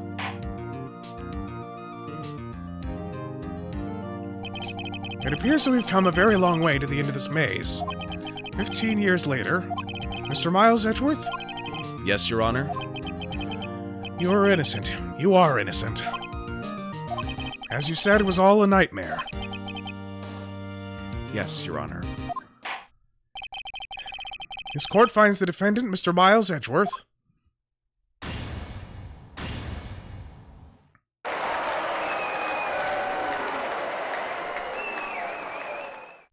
Hey, that's 2 not guilty verdicts in one day. That's not bad for a rookie defense attorney. That is all. This court is adjourned.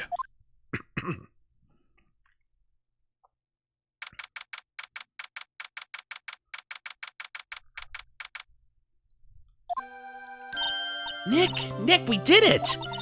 Did you see his face? Von Karma looked even paler than usual. He's pretending to be all cool, but inside you crushed him, Nick. Crushed! I gotta say, I'm impressed. It was pretty close, though. I was sure we'd had it. I know, I was on the verge of tears the whole time myself. But now it's all just a good memory. So it's finally over, Edgeworth. Right? Yeah?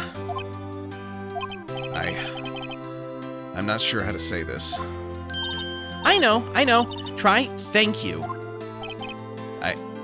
I see. Thank you, Wright. You're welcome. I think you could have done better than that. Sorry, I'm not good at this sort of thing. You got a lot to learn, Edgeworth. She's got you there. Whoop! Amazing, pal. You pulled through just like I thought you would. I'll never forget this. I owe you one, pal. And tonight, let's party. Dinner's on me. Yeah, my salary went down a bit this month. But who cares? See, Mr. Edgeworth, you should take a lesson from Detective Gumshoe. That's how you say thank you. I see. Whoop! I feel foolish. Don't worry, take it a little at a time. You'll get used to it. It's been 15 years since I've seen Edgeworth this unguarded. Hey, y'all! Lotta! Y'all were great in there. Thank you. Yo, Edgeworth, congrats! Thank y'all very much. I knew you were innocent from the start, of course. Just look at you. You wouldn't stick your hand in the cookie jar, even if no one was there. You were the witness on the first day of the trial, weren't you? Yeah, well, let bygones be bygones, eh? Speaking of which, what are you doing now, Lotta? Who, me? Oh, I went back to college. Gave up trying to be an investigative photographer pretty quick. Really? That's too bad. Huh? Isn't that the hot dog guy from the park? Huh? It's over, Nick. My life is over. Well, Why the sad face, Larry? What happened now? Oh, Nick, I'm not long for this world. You don't look sick. It's Keonce. She's going to live in Paris. Paris, Nick. She's leaving me behind. Should have seen that coming. Yo, Edgy, there you are. Yes, here I am. Congrats, Edgy. Here, little gift from me in celebration. Celebration? That's unusual for you. Harry Butts, you come along tonight too. My treat, pal. Huh? Thanks. Looking forward to it. Yo, Nick. That's a suit that questioned me. When he says treat, that's not place talk for prison food, right? Right? I think you'll be fine, Larry. Right. Yeah? What's up? That envelope that Larry gave me. It's got money in it. Well, yeah, that's not that strange. People give money away to celebrate sometimes. It's $38, right? Huh? What a weird amount. I mean, it's not a little, but it's not a lot either. $38 exactly? Nick? Wasn't that exactly the amount of lunch money that was stolen from Mr. Edgeworth in school? $38? No. No! Larry, was you? What are you so surprised about, Wright? Huh? Larry was absent that day from school, right? But that doesn't automatically rule him out as a suspect. What? Think back to that day 15 years ago. Larry took the day off, but he was bored, so he came into school anyway. Then he saw the money lying there, and the rest is history. I never was good at history. Edgeworth, you didn't know, did you? I suspected. I just couldn't picture Larry protecting you like he did that day. Everyone else was saying you did it. The whole class was against you, remember? Yeah, too well. Right, you may not know this, but we used to have a saying back in school. When something smells, it's usually the butts. I know! Really, Wright, I'm surprised you didn't figure it out. Well, this sure is an unexpected turn of events, eh? Edgeworth? You should have told me! Now, Nick, it was 15 years ago. Don't you think the statute of limitations has run out, Mr. Edgeworth? I'd say so, yes. There you have it! Where does that leave me? I became a defense attorney because of what you two did! Well, you always have been something of an insufferable emotionalist. Yeah, and you get worked up too easily, too. Death! A death sentence for both of you! Man, if only I had known I'd become a prosecutor! The same goes for me, only the other way around. For the longest time, I thought that I might have killed my own father. I thought I might be a criminal. I became a prosecutor in part to punish myself. If I had known the truth, I might have become a defense attorney, after all. Edgeworth. Want to switch, right? Hey, y'all, line up. I'll take a photo. Hey, photo time. Let's go. And after that, dinner on me. Detective Gumshoe took us out on the town that night. We celebrated Edgeworth's newfound freedom, even though Edgeworth himself was still in detention.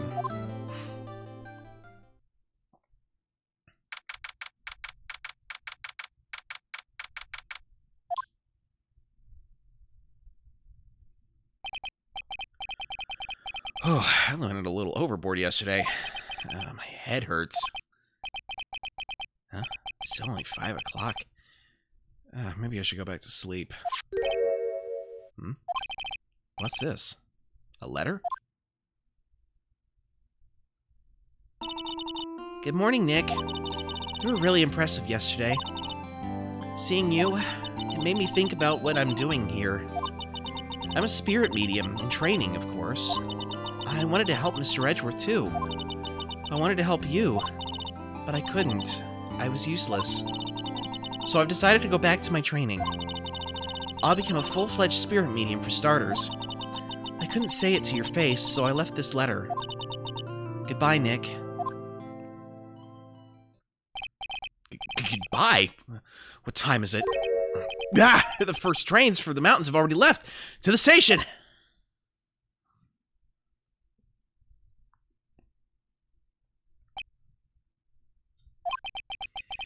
I guess I'm too late. Hey! Nick! Maya! So, you're leaving? Yeah. It's hard being a spirit medium who can't talk to spirits. And I think you'll do fine without me, Nick. Be good, okay? Hold it! But wait! What? I never could have saved Edgeworth without your help. Huh? On the last day of the trial, I heard her. I heard Mia's voice. You heard my sister? Yes, only her voice, but still. It was at the very end when I thought we'd lost everything. Well, that's my sister for you. Detective Gumshoe helped, and Mr. Grossberg, and even Larry. I'm the only one who couldn't help. I was useless, Nick.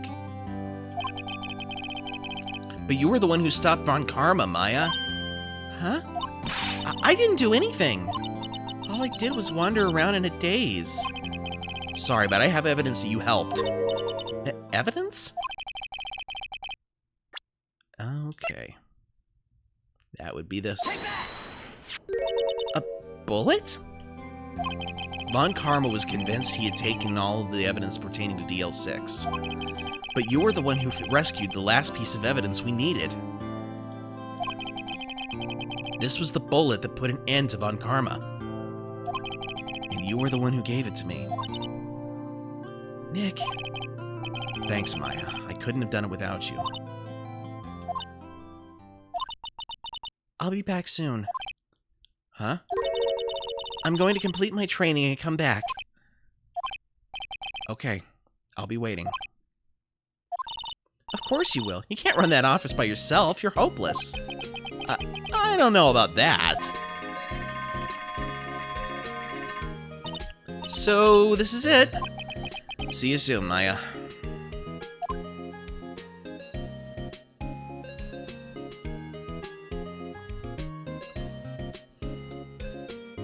Thanks, Nick.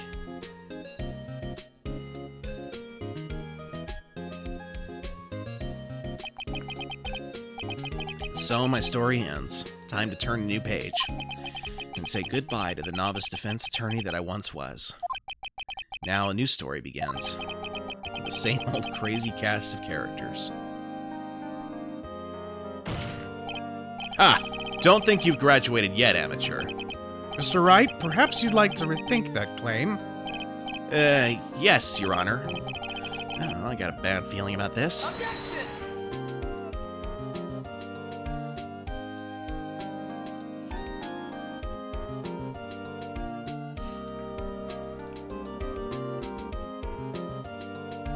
Hey, pal, Mr. Edgeworth came down to the precinct to wish me a happy new year. Talk about a pleasant surprise. Whoop! Detective Gumshoe! Then he hung his head low and went right back to outside. Kinda like he was embarrassed or something. Strange, huh?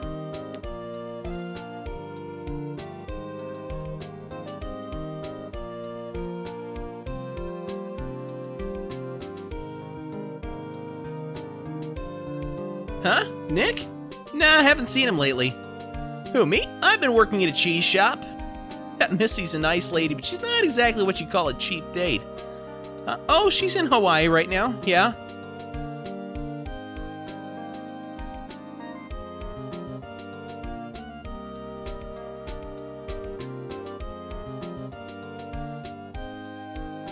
Who? Wright? Yeah, I remember him. I hear he's been busy lately. You know, not to ring my own bell, but I sort of taught him everything he knows. I'm sure he's grateful.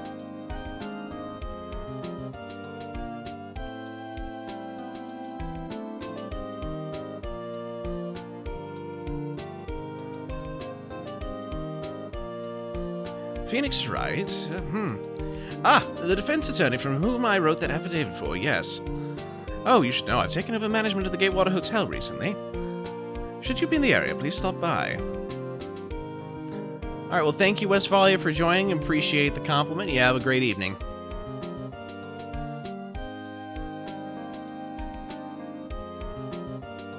Ahem. Hmm? Oh, it's you.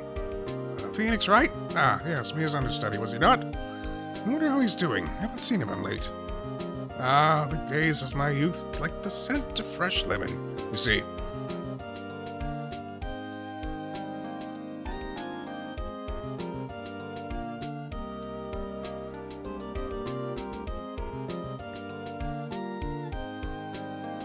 Phoenix, Wright?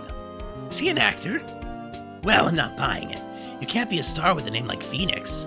Did you know they're finally putting some Amazon movies?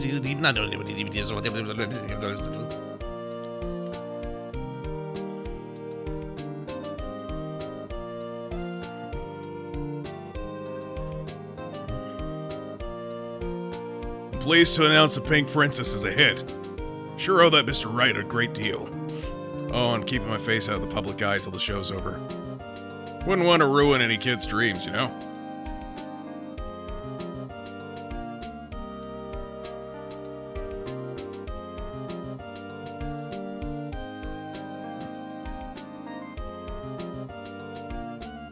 Oh, I got a letter from Maya the other day. It sounds like she caught a cold standing under a waterfall. I wanted to visit, but didn't have time, so I sent her some Pink Princess trading cards. She says she can't buy them where she is. What kind of place is she living at, anyway?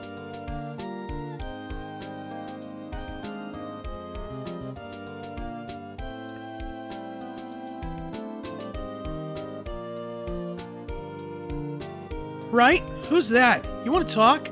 Let's talk Pink Princess, alright? But, you know, I snuck into the studio the other day, and I saw her. The one inside the Pink Princess suit. Ugh, what a dog. It was kind of a shock for a boy of my tender age.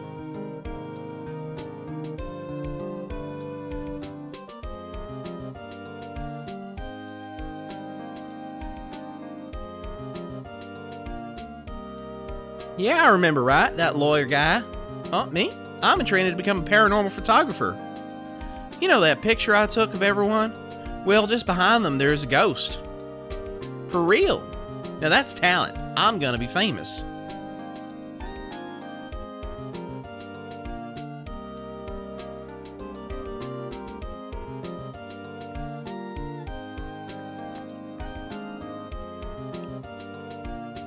Oh look, there really was a ghost.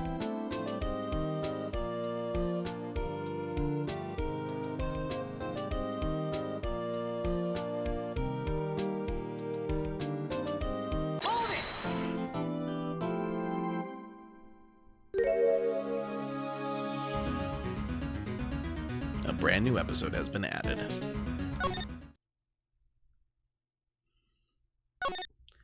Okay, well that is the end of Turnabout Goodbyes. Next time I stream Phoenix Wright, we will be starting episode 5, Rise from the Ashes, a bonus case that was not originally included in the Japanese release, but was created for the worldwide release once they released it under the Nintendo DS. In the meantime, it is... let's see. So, itinerary, Sunday, I plan to continue my Skyward Sword stream. I have not really made plans beyond that. I do not believe I will be streaming between now and then, however. So, if you'd like to tune in on Sunday for the Skyward Sword stream, that would be fantastic. Let me real quick see if anyone I know is online. Oh, how would you look at that?